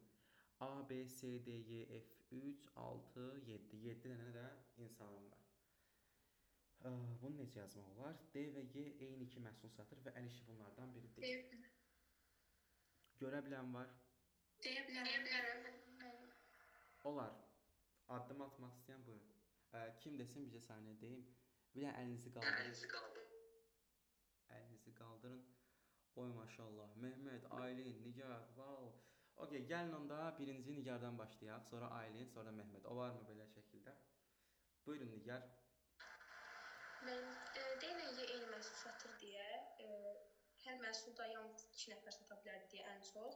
Telefon, bəzək əşyası D ilə Y sata bilmir də. Yes. Bura qədər okey. Tamamdır. İndi Aylin desin ki, davamı gətirə bilərsən. Deməli, burada deyir ki, yəni telefonla D ilə Y sata bilməz. Onda variantlardan gedir C, D, Y. Çünki əşyaları da D satmır. Burada qalır A və B. Bəzək əşyasına baxsaq, görərik ki, burada F bəzək əşyası satır. Deməli, D ilə Y də bunları sata bilməz. Yerdə qalır C əşyası. A, B variantı. Satsa bir nəfər olur, 3 nəfər olur. Qəşəng şeydir, ələməkli türklər demiş, əla. Çox sağ olun Aylin, sizə də təşəkkürlər. Mehmet, sizin tam fikriniz var, yoxsa belə deyəcəydiniz? Mən də belə deyirdim. Belə deyəcəksiniz. Bəs başqa cür fikirləşən var. Çünki mən normalda bu sualı quranda tam olaraq bu şəkildə fikirləşməmişdim. Yəni ki, seçim belə tez-tez variantlardan çıxma, elə şey yox idi. Variantlarla daha asan olur. Amma əslində bir dənə baxın bura. Normalda bir dənə suala baxsaq, əslində cavab çıxır. D-nin 2 dənə seçim haqqı var, düzdürmü? Bitdi. Gördünüz?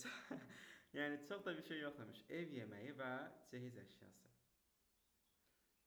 Düzdürmü dostlar? Bəli. Yəni variantla da olmasa da olarmış əslində. Okey. Yəni seçim tipli versəydilərsə, kimsə olsun 1-dən 5-ə qədər seçin variantla, kimsə 1 2 və ya da 2 5 3 5, onda görməyiniz üçün, yəni uzaqdan biraz baxmağınız lazımdır suala. Tamamdır. 10-cu suala belə. Sualı olmayan varsa, keçim digər suala. 9-cu suala bir də baxa bilərik. Aha, hansı hissəsinə? Orada axırda o defdə x02 var. X vur 2. Aha.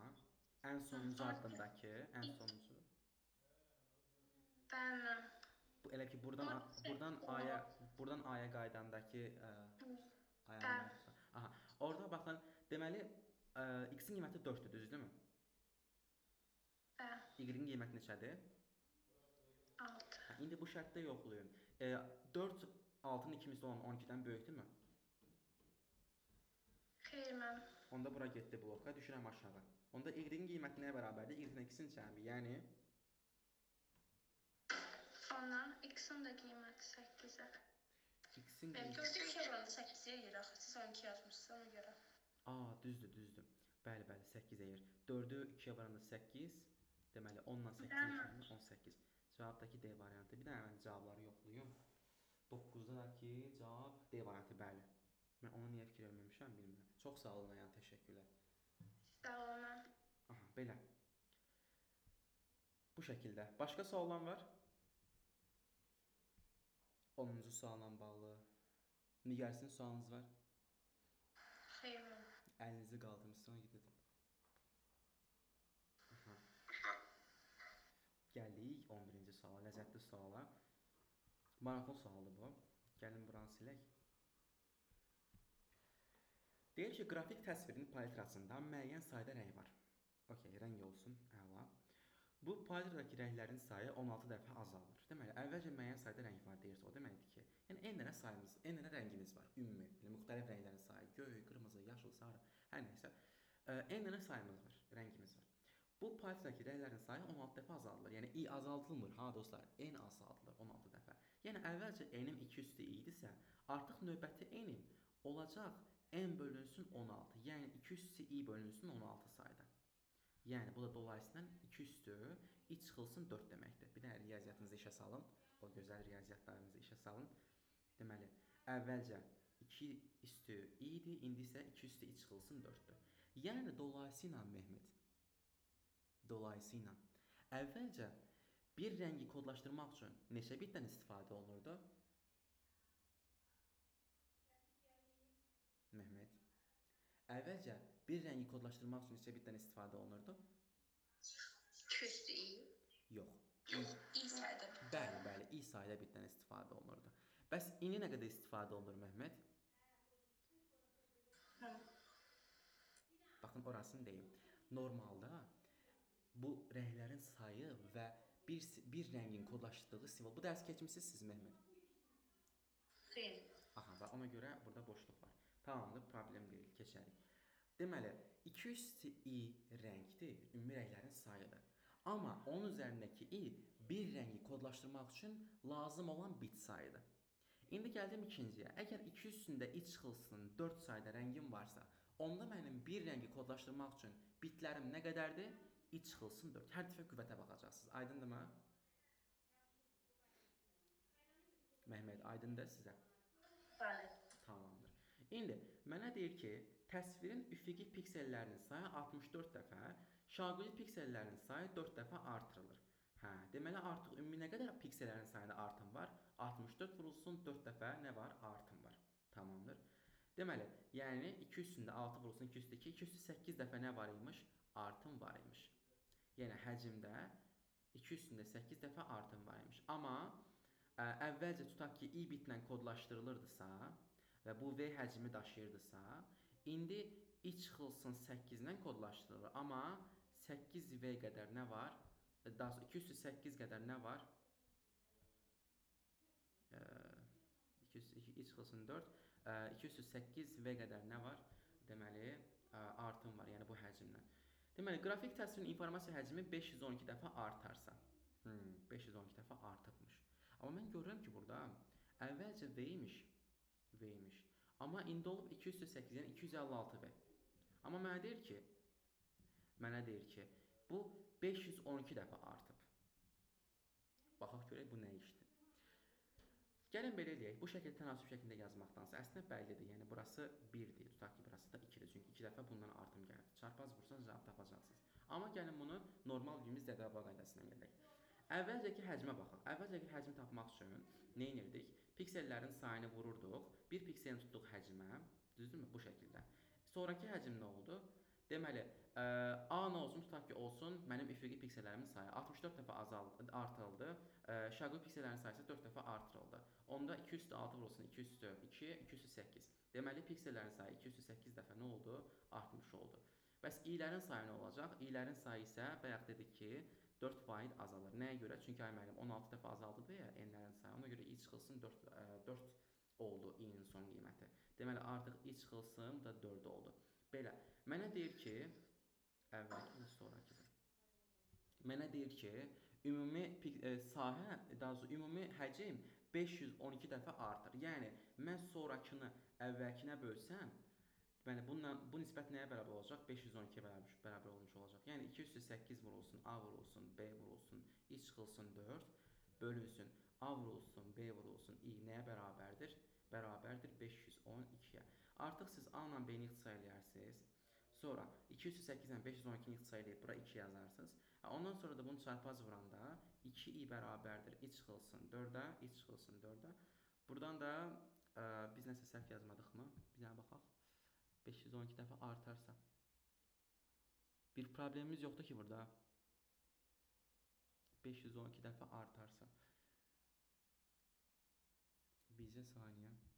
Mən bir dənə bu suala baxım görüm düzəliş eləmişik yoxsa yox. Gözləyin.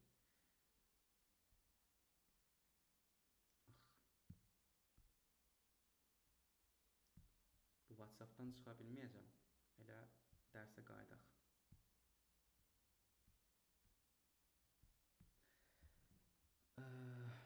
Deməli, ödənişli sınaqlar qrupu.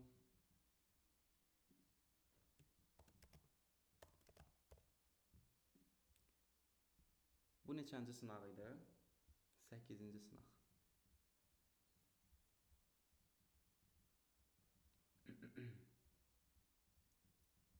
Aha. Deməli, sınaq 8.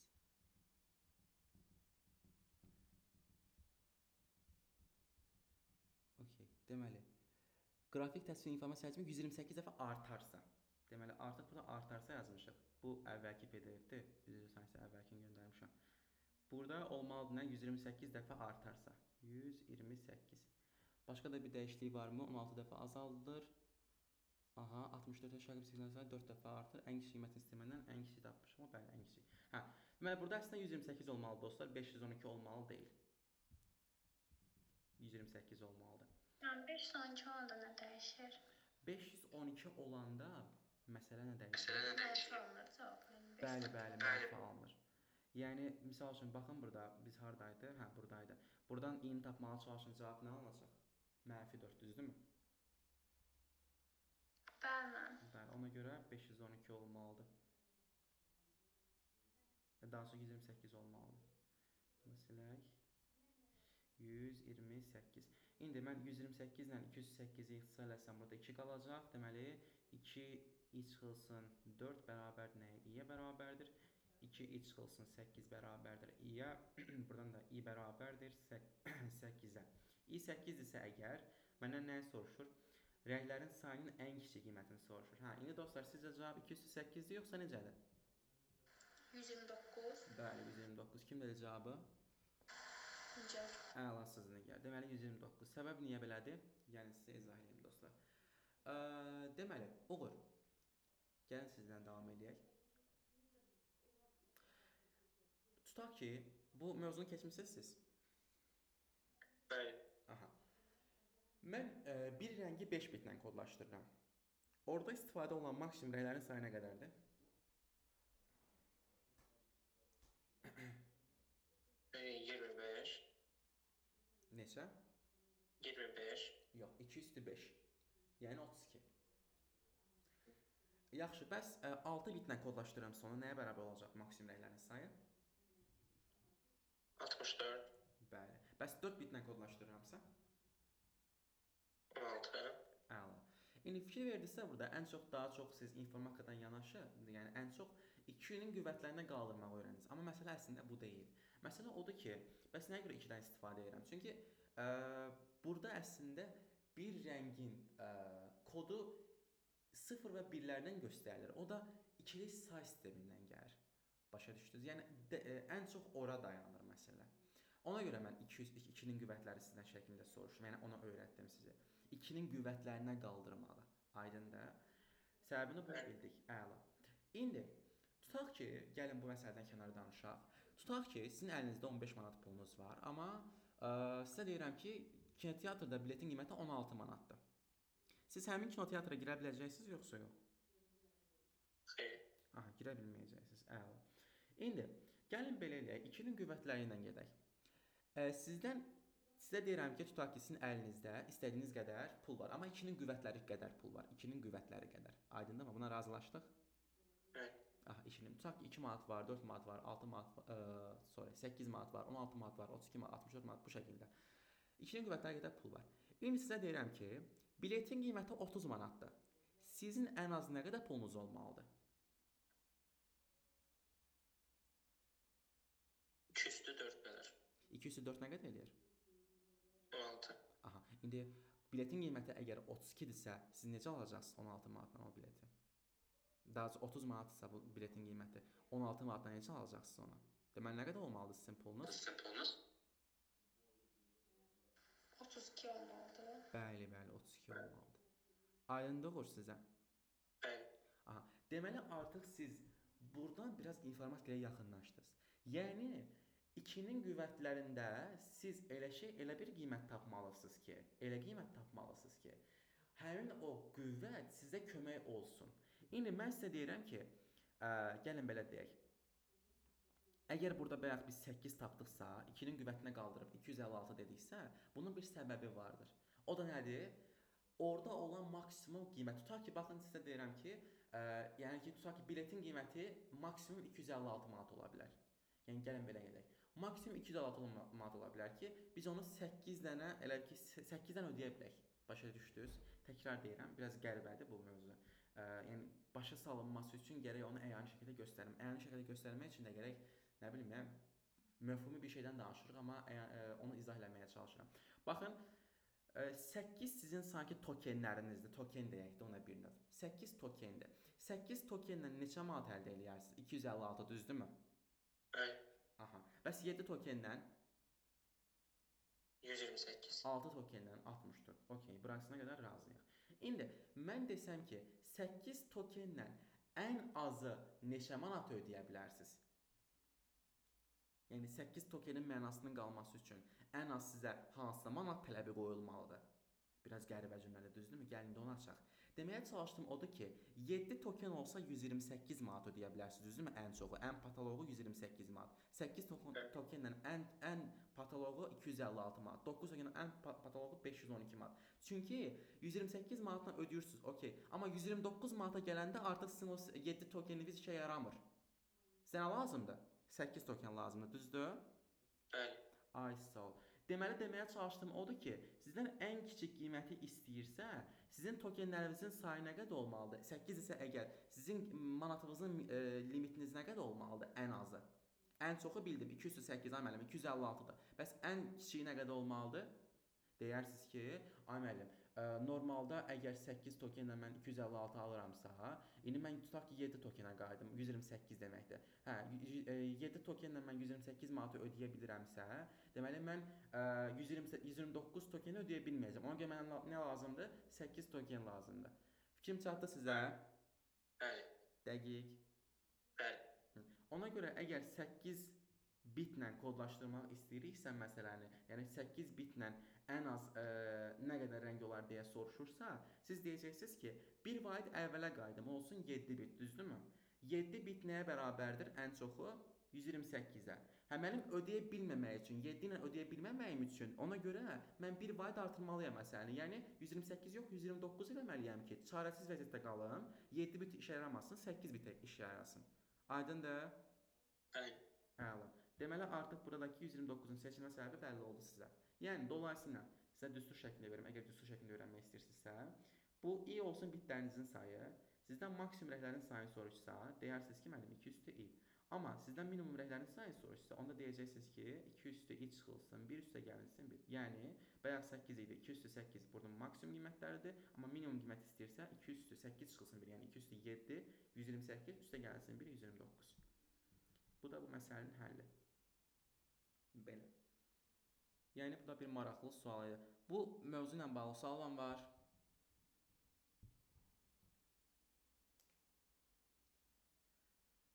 15-ə qədər davam edək dostlar. 15-dən sonrasını inşallah sabahları, sabah bizim əsas dərsimizdə sabah öbürlüyün davam edərik. Olar? Çünki mən yoruldum. Ona görə. 12-ci sualla davam edək. 12-ci sual çox maraqlı mövzudur. Xahiş edirəm dostlar, buna çox xüsusi diqqət ayırın. Buna aid hətta YouTube-a da video atmışam. Yəni elə bir ki, buna aid 3-4 dənə sualın həlli. Ona görə də əsasını başa düşmək istəyirsinizsə, yəni digərlərindən bir addım öndə olmaq istəyirsinizsə, ona görə bu izaha xüsusi fikir verin. Deməli, deyir ki, alqoritm icrasından sonra 48 ədədi çap olunarsa, daxil edilmiş S dəyişəninin ən böyük qiymətini müəyyən edin. Aha, deməli, alqoritm icrasından sonra 48 ədədi çap olunmalıdır. Çap olunan nəymiş burada? X imiş. Deməli, X çap olunacaq, yəni 48 çap olunacaq. Aha, görürəm ki, X-in qiyməti nəymiş ay müəllim? 8 imiş. Tamam, X-in başlanğıc dəyəri müəllim 8-dir. Amma deyir ki, sonda 48 olub. Deməli, bu neçə vaid artıb proses zamanı? Mehmet.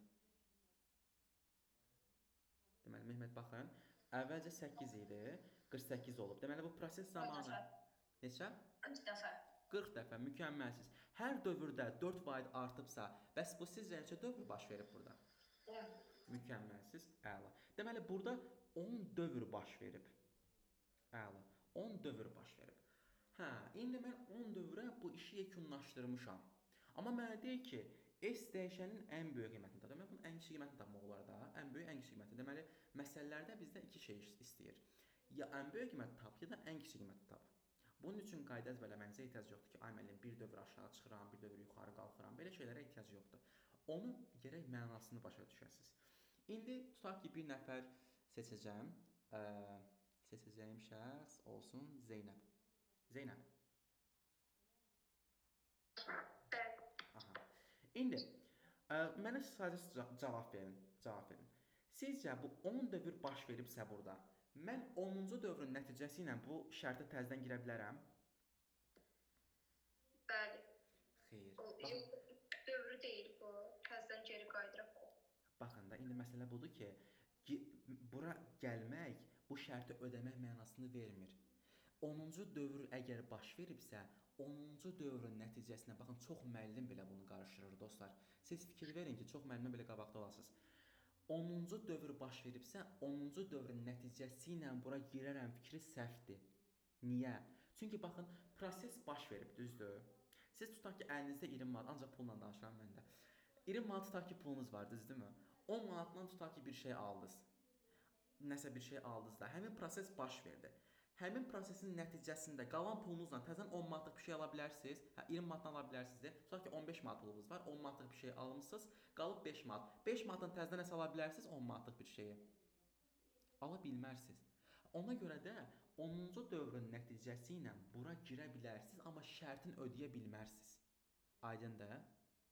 Baxın, bu çox incə məqamdır, Zeynəb. Başa düşdük? Bəli. Təkrar deyirəm. Deməli, 10-cu dövrün nəticəsi ilə bura bu hissəyə gələ bilirsiniz, amma bu şərti ödəyə bilmirsiniz. Nə olsun ki, 10-cu dövr baş verib. Amma 10-cu dövr baş verib, bax, mən tək girə bilmirəm bura. Baş verib, mənim soruşduğum o deyilsə ki, 10-cu dövr baş verirsə, baş vermir. Mənim soruşduğum odur ki, 10-cu dövr baş verib qutarandan sonra 10-cu dövrün nəticəsi ilə bura girə bilərsinizmi? Xeyr. Bəs mən 9-dan girə bilərik? Hə, girə bilərik. 9-cu dövrün nəticəsi ilə girə bilərik bura. Ki, 10-cu dövr baş versin. Bu qədər. Yəni, bunu çox müəllim belə qarışdırır. Ona görə diqqətli olmanızda fayda vardır. Əla, çox gözəl.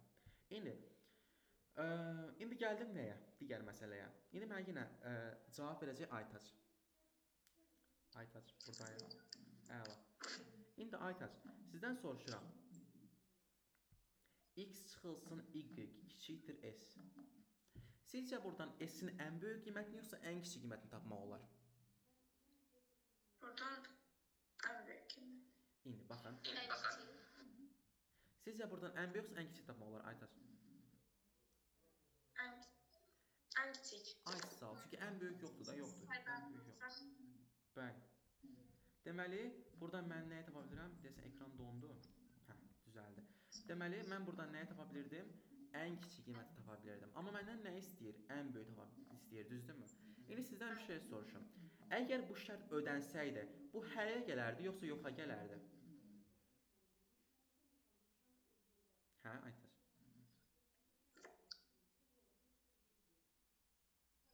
Bu şərt ödənsəydi həyə gələrdi. O zamanki, yəni S-dən böyük olacaqdı. X çıxılsın Y S-dən böyük olacaqsa, o zaman yoxa gələcək. Bəli, bəli. Deməli artıq bu şərt ödənməsəydi yoxa gələrdi. Amma ödənir deyə həyə gəlir. İndi sizdən bir şey soruşum. Bu şərtin ödənməsi o deməkdir ki, mənə kömək olur deməkdir. Yəni bu şərt ödənirsə mənə köməkdir. Ödənmirsə mənə kömək deyildir. İndi məndən ən böyük istəyir, düzdürmü? Sizcə mən buradan ən böyük tapa bilərəm yoxsa ən kiçik tapa bilərəm? Ən kiçik. Ən kiçik. Deməli bu şərt mənə ödəmir, düzdür? Ay, deməli bunun inkarı ödəyər mənə, düzdürmü? Bəli. Əla. Deməli mən bunu inkara aparmalıyam, hə? Bəli. Əla. Gəlin indi bunu inkar edək. Deyək ki, X çıxılsın Y S-dən böyük bərabərdir. Onda bu məni ödəyəcək və buradan S-in nəyini tapa bilərəm? Ən böyük qiymətini tapa bilərəm. Razılaşdıqmı bura qədər? Düzdürmü? Bəli. Mükəmməlsiz. Əla. Deməli, mənim tək istəyim nədir? Deməli, bu şərtin ödənməsi lazımdır. Yəni, yoxa gəlməsi lazımdır. Yoxa gəlməsi üçün də X-in, Y-in, S-in qiymətləri hansı nəticə ilə bu bərabərliyə girməlidir? Təbii ki, 10-cu dövrün nəticəsinə. Ay müəllim, axı bayaq dediniz ki, 10-cu dövrün nəticəsi ilə bura girə bilmir. Girə bilmir də. Zaten mənim istədiyim odur ki, girə bilməsin. Ona görə mən bunu inkar elədim. Başa düşdünüz? Birazcıq fikirləşin, tutacaqsınız temanı. Bilirəm, çox çətindir. Başa düşməsi biraz çətindir. Amma inanın ki, heç olmasa bir ipin ucunu tutsaz belə, axıra qədər geçsə tutacaqsınız temanı. Ondan sonra sizə yəni bütün sual, istənilən bir sual gətirilsə yaza biləcəksiniz. Həqiqətən yaza biləcəksiniz. Təkrar deyirəm, üzərindən keçirəm. Deməli, mənim birinci alqoritm nədir bu suallarda? Məndən ən böyük istəyir, yoxsa ən kiçik istəyir? Əvvəlcə ona baxıram. Görürəm ki, məndən ən böyük istəyir, düzdürmü? Aha, deyirəm ki, ən böyük tapmağa çalışıram. Amma bir dənə baxım görüm mənim bərabərsizliyim mənə hansını tapmağa kömək edir. Görürəm ki, burada S-in ən kiçik qiymətini tapmağa kömək edir. Ona görə mən nə etməliyəm? Bu bərabərliyi yox, bunun əksini ödəməliyəm. Yəni, bunun inkarını ödəməliyəm. İnkar da ki, bu da müəllim. Tutaq ki, müəllim, bu mənə kömək edəcək, əla. Bəs onda mən burada X-in, Y-in, S-in yerine nə qoymalıyam ki, mənə kömək eləsin? Təbii ki, X-in, Y-in, S-in sonuncu qiymətlərini gətirib yerinə qoymalıyam. Aydındır mı bura qədər? Sonuncu. Yəni 10-cu dövrdən çıxandan sonraki qiymətlərin yerinə qoymalıyam. Ödəsəydi, 10-cu dövrdən işim olmazdı. 9-cu dövrün nəticəsindən qoymalıydım ki, bu həyə gəlsin. Amma istəyirəmsə ki, yoxa gəlsin. Onda nə etməliyəm? 10-cu dövrün nəticəsindən girməliyəm ki, bura bu ödənsin. Yəni bunun əksi ödənsin. Mehmet, sizə aydın oldu bu? Bəli. Nigar, sizə aydın oldu? Bəli. Zeynəb? Bəli. Ayan, Aylin? Aydınmı? Aydın. Uğur, Aytac? Aydın. Sualınız varsa verə bilərsiniz, dostlar. Sonda necə yapırım? Necə?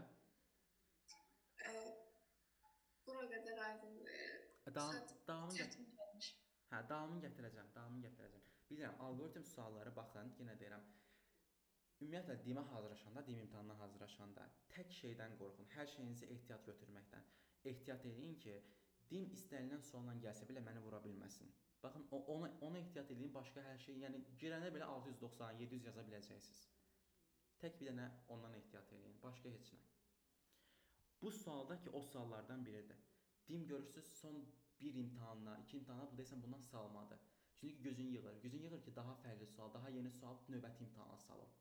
Aydındır. Ona görə də siz artıq bütün sualların məntiqini başa düşün ki, imtahanda yaza bilərsiniz. Tutaq ki, bura qədər aydın dediniz. Dediniz ki, ay müəllim, ən böyüyü istəyirdi. Mən də baxdım görüm bu mənə kömək edir yoxsa yox. Gördüm ki, kömək eləmir. Deməli mənə bunun inkarı kömək eləyəcək. İnkar da ki budur. Hə, inkarındakı x, y, s nədir? X, y, s isə 10-cu dövrün nəticəsidir. Amma bu mənə kömək eləsəydi, mən belə bu bərabərlikdə bunun 10-cu dövrün nəticəsini yox, 9-cu dövrün nəticəsini gətirib yenə yazacağam. Yəni x, y, s-in yerinə 9-cu dövrün nəticələrini yazacağam. Amma indiki cari vəziyyətimizdə bunu yerinə yazmalıyam, 10-cu dövrün nəticələrini yazmalıyam. İndi gəlin bir-bir baxaq. Birinciyə mənə kömək edəcək Aytaç. Aytaç, əgər x-in başlanğıc qiyməti 8-dirsə, 10-cu dövrün sonunda son qiyməti nə edəcək? 48 eləyəcək, əlasız. Çünki 10 dənə 4 eləyəcək 40, üstə gəlsiniz başlanğıc 8, 48, mükəmməl. Çıxılsın. Y-in qiymətinə baxıram. Hə, Y-in qiymətini mənə kim deyə bilər? Gəlin bax. Ya bir dəqiqə 10 üzərinə gəlsin, 10s çıxılsın. Hər adına 35 olacaq. Yoxsa baxaq. S-in qiyməti s çıxılsın 1 deyil. Onun yerinə qoyanda y-imizi zaten 10 verib. 10 üzərinə gəlsin, s çıxılsın 1, sonra s çıxılsın 2. Kim atdımlasa? Əlasız. Əla. Deməli artıq burada mən neçə dəfə y-in üzərinə s gəlmiş oluram? 10 dəfə. Əla. Deməli artıq y-in son qiyməti nə olur? Y üstə gəlinsin 10s. Bəs nə çıxmış oluram? Bir dəfə 1, bir dəfə 2, Bunu hardan tapdıq? Necə? Onu hardan tapdıq? Baxın, y-in son qiymətini tapmağa çalışıram. Əgər y-in başlanğıc dəyəri 10-dursa, 10 üstə gəlinsin, bu 10s, bəs 10s hardan çıxdı deyə soruşursunuzsa, o deməkdir ki, y-in üzərinə mən 10 dəfə yeni s gəlmiş oluram. Yəni dolayısıyla belə gəlmiş oluram da. Y üstə gəlsin, s çıxılsın 1. Çünki s-dən bir dəfə 1 çıxıram axı. Sonra gələn səfər üzərinə gələcəm, s çıxılsın 2. Çünki 1 çıxmışdım, bir dənə 1 çıxanda s çıxılsın 2 alınır. Sonra bir dəfə də... Onu bildim. 10 hardan gəldi, yəni 10 dövr. Onu deyirəm. Hə, 10 dövr hardan gəldi? Bu... Hə, baxın, x-in başlanğıc dəyəri 8 idi, düzdürmü? Bəli. Aha, deyir ki, nəticədə 48 çap olunub. Deməli, sonda çap olunan x-dir, 48-dir. İndi 8 olub 48, neçə vayda artıb? 40. Aha, hər dövrdə 4 vayda artırsa, deməli, neçə dövr baş veribmiş? 10. Bitdi. 10 dövr oradan gəldi. Hə, əgər 10, buyurun, əgər 10 dəfədə mən bunları gəlirəmsə üzərinə, onda burada 10s var, düzdürmü? 10 dənə s var. Və onların yanında bir dəfə çıx 1 var, bir dəfə çıx 2 var, bir dəfə çıx 3 var, çıx 10-a qədər, düzdür? Deməli, əgər 1-i, 2-ni, 3-ü, düz 10-a qədər hər bir şeyi çıxsam, dolayısıyla nəyə çıxmış olacam dostlar? Birdən 10 ədədlərini cəmi eləyir. 10 vurulsun, neçə idi? 10 vurulsun, 11 bölünsün 2, o deyəcək 55. Deməli, artıq mən buradan 55 çıxmış olacam. Deməli, y-in qiyməti başlanğıc dəyəri görürəm ki, y-in başlanğıc dəyəri 10-dur. 10 üstə gəlinsin, 10s, gəlin bura 10s 110 yazdım, gözləyim. 10s çıxılsın 55. Deməli, bu da nə oldu? Y-in son qiyməti oldu. Deməli, x-in son qiyməti 48-dir. Y-in son qiyməti budur. İndi gəlim s-in son qiymətinə. S-in son qiyməti nə olacaq dostlar sizcə? Əvvəlcə s-in başlanğıc dəyəri s-dir. Amma son qiyməti nə olacaq? Son qiyməti nə olacaq? S çıxılsın 10. Kim dedi? Nigar. Bəli, Nigar, doğrudur. Çünki mən bir dəfə 1 çıxsam, gələn səfər 1 çıxsam, yenə 1 çıxsam, 10 dəfə 1 çıxanda nə olacaq? S çıx 10 olacaq. Deməli, S-in də son qiyməti nə oldu? S çıx 10 oldu. İndi buradakı olan dəyişənlər var, ifadələrin hamısını gətirib burada yerinə yazsam nə olacaq? Deməli, baxın, gəlin buradan sərgəli yazıram. X çıxılsın Y, böyükdür, bərabərdir S-dən idi. X-in son dəyəri oldu 48, çıxılsın Y-in son dəyəri nəyə bərabərdir? 10 çıxılsın 55 nə edir? 45 edir. Deməli, 10s çıxılsın 45. Deməli, 10s çıxılsın 45. Böyük nədən? Böyük bərabərdir. S-in də son dəyəri neçədir? S çıxılsın 10-dur. S çıxılsın 10-dur bu formada. Və buradan da mən bunu biraz sadələşdirsəm 48-in üstünə 45 gəlsəm eləyəcək 93 çıxılsın 10s böyükdür bərabərdir s çıxılsın 10-dan. Buradan da sadələşmə aparsam 103 böyükdür bərabərdir 11s-dən. Deməli bu da yiyəcək nə? 9 tam nə qədərsədən kiçik bir şey alacaq, kiçik bərabər bir şey olacaq. O da nədir? S-in ən böyük qiyməti 9-dur. Cavab da Y variantı. Belə. Bu formada. Sual aydındır dostlar sizə. Yəni maraqlı sual idi, çətin sual idi, amma yəni hər şeyə hazırlıqlı olmanız üçün lazımlı sual idi. Kimə nə aydın deyil desin, desəm bu günün son sualı idi bu. Davamına növbəti dərs baxarıq. Bu hansı tim imtahanında düşüb bu sual? Bu demin sualı, ümumiyyətlə buradakıların hamısı demin sualında düşməyən suallardır. Bunlar sıfırdan tərtib olunmuş suallardır. Amma çətin suallardır. Aydındır? Aydındır, bəli. Yəni sizi misal üçün baya öyrədən suallardır. Burada misal üçün öyrənəcəyiniz nə var? Hə, mən ən böyük tapa bilirəm. Nə olsun 200 neçə? Bəs ən kiçik kim öyrənəcək? Sonra bu yəni çox da bir şey ölçmür. Bu misal üçün fərqli dəyişik sualdır. Burada misal üçün siz artıq 2-yə niyə vurmuruq sualını verdiniz öz-özünüzə. Burada maraqlı sual idi. Yəni belə tip suallardır. Aydındır? Bəli. Sualınız var dostlar? Xeyr. Nəsə öyrənə bildiniz bugün? Bəli. Əlavə sualınız varsa verə bilərsiniz. Buyurun Aytac, necə deyirsiniz? Xeyr, yoxdur. Əlavə sualınız varsa qrupa ata bilərsiniz. Bir-birinizdən soruşmağa çəkinməyin. Zaten birinizə sual versəz, zaten öyrənəcəksiniz. Misal üçün, Uğur qayıdıb, nə bilim, Aylinə sual versə, indi Uğur sizə əlavə edəcəm qrupa. Aylinə sual versə, Aylin cavab verə bilməsə, tutaq ki, araşdıracaq. Və ya da Zeynəb gəlsə, Nigar'a sual versə, Nigar bilməsə, onu araşdıracaq. Ayan gəlib Mehmetə sual versə, Mehmet bilsə, hə, çox əla, digərləri öyrənmiş olacaq. Ona görə sual vermədən çəkinməyin heç vaxt çəkinməyin. Əsas bu biabırçılıq deyil, yəni misal üçün suala cavab verə bilməmək. Sadəcə öyrənməkdir. Əsas odur ki, bir-birimizin yanında tələsək, bir-birimizin yanında hər bir şeyi bilək ki, imtahanda problem olmasın. Sabah bir gün Aytac informasiya təhlükəsizliyini oxusun, digərlərimiz də istədiyi ixtisasları oxusun, nə bilim, Nigar istədiyi universitetdə istədiyi bir şey oxusun. Əsas odur ki, bu qısa müddət ərzində bir-birimizə kömək olmuş olaq. Aydındır? Belə. Bu formada. Başqa sual yoxdursa, yenə ənənəyə sadiq qalaraq son sualları soruşum və dərsi yekunlaşdıraq. Mehmet, sualınız var?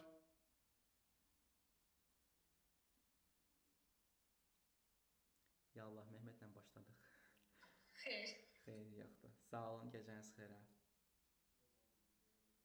Nigar, sizin sualınız var? Xeyr, mən. Gecəniz xeyrə. Sağ olun. Zeynəb, sizin sualınız var? Xeyr. Gecəniz xeyir o zaman, sağ olun. Aylin, sualınız var? Xeyr, mənim. Gecəniz xeyir o zaman, sağ olun. Sağ olun. Sizin. Ayan, sualınız var? Xeyr, mənim yoxdur. Bir an elə bildim dərs saat 1-2-yə kimi getir. Sağ olun, sağ olun. Sağ olun, gecəniz xeyrə qalsın. Sağ olun. Aytac, sualınız var? Xeyr, mənim yoxdur. O zaman sağ olun. Sağ olun, mənim. Sağ olun. Uğur bəy, sualınız var? Xeyr, mənim.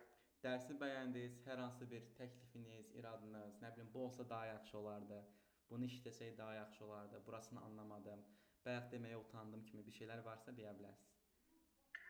Xeyr, mənim dərs çox xoşuma gəldi. Belə hər bir şey isbatına qədər deyirdiniz. Təşəkkür edirəm ona görə. Bircə sualım 12-də məsələn o S-dən yeni qiyməti S çıx onu hardan aldırdığını öyrənmək istəyərdim. S çıx 10. Aha. Elə ki burada 10 dövrü baş vermişdi, bildik bunu. Bəli. Aha. İndi əgər 10 dövr baş veribsə, hər dövrdə mən S-dən 1 çıxıramsa, toplamda 10 dövrün sonuna neçə çıxmış olacam? S çıx 10. Bəli. Aydındırmı? Bəli. Belə. Əla o zaman fikirlərinizi deyərsiniz siz yazılı şəkildə də. Tamam. bu formada və ondan sonra C qrupu əlavə edərəm, əgər sizə də uyğun olarsa. Bəli, zəhmət olmasa. Tamamdır. Sağ olun onda, gecəniz xeyrə qalsın. Sizin də mənim sağ olun.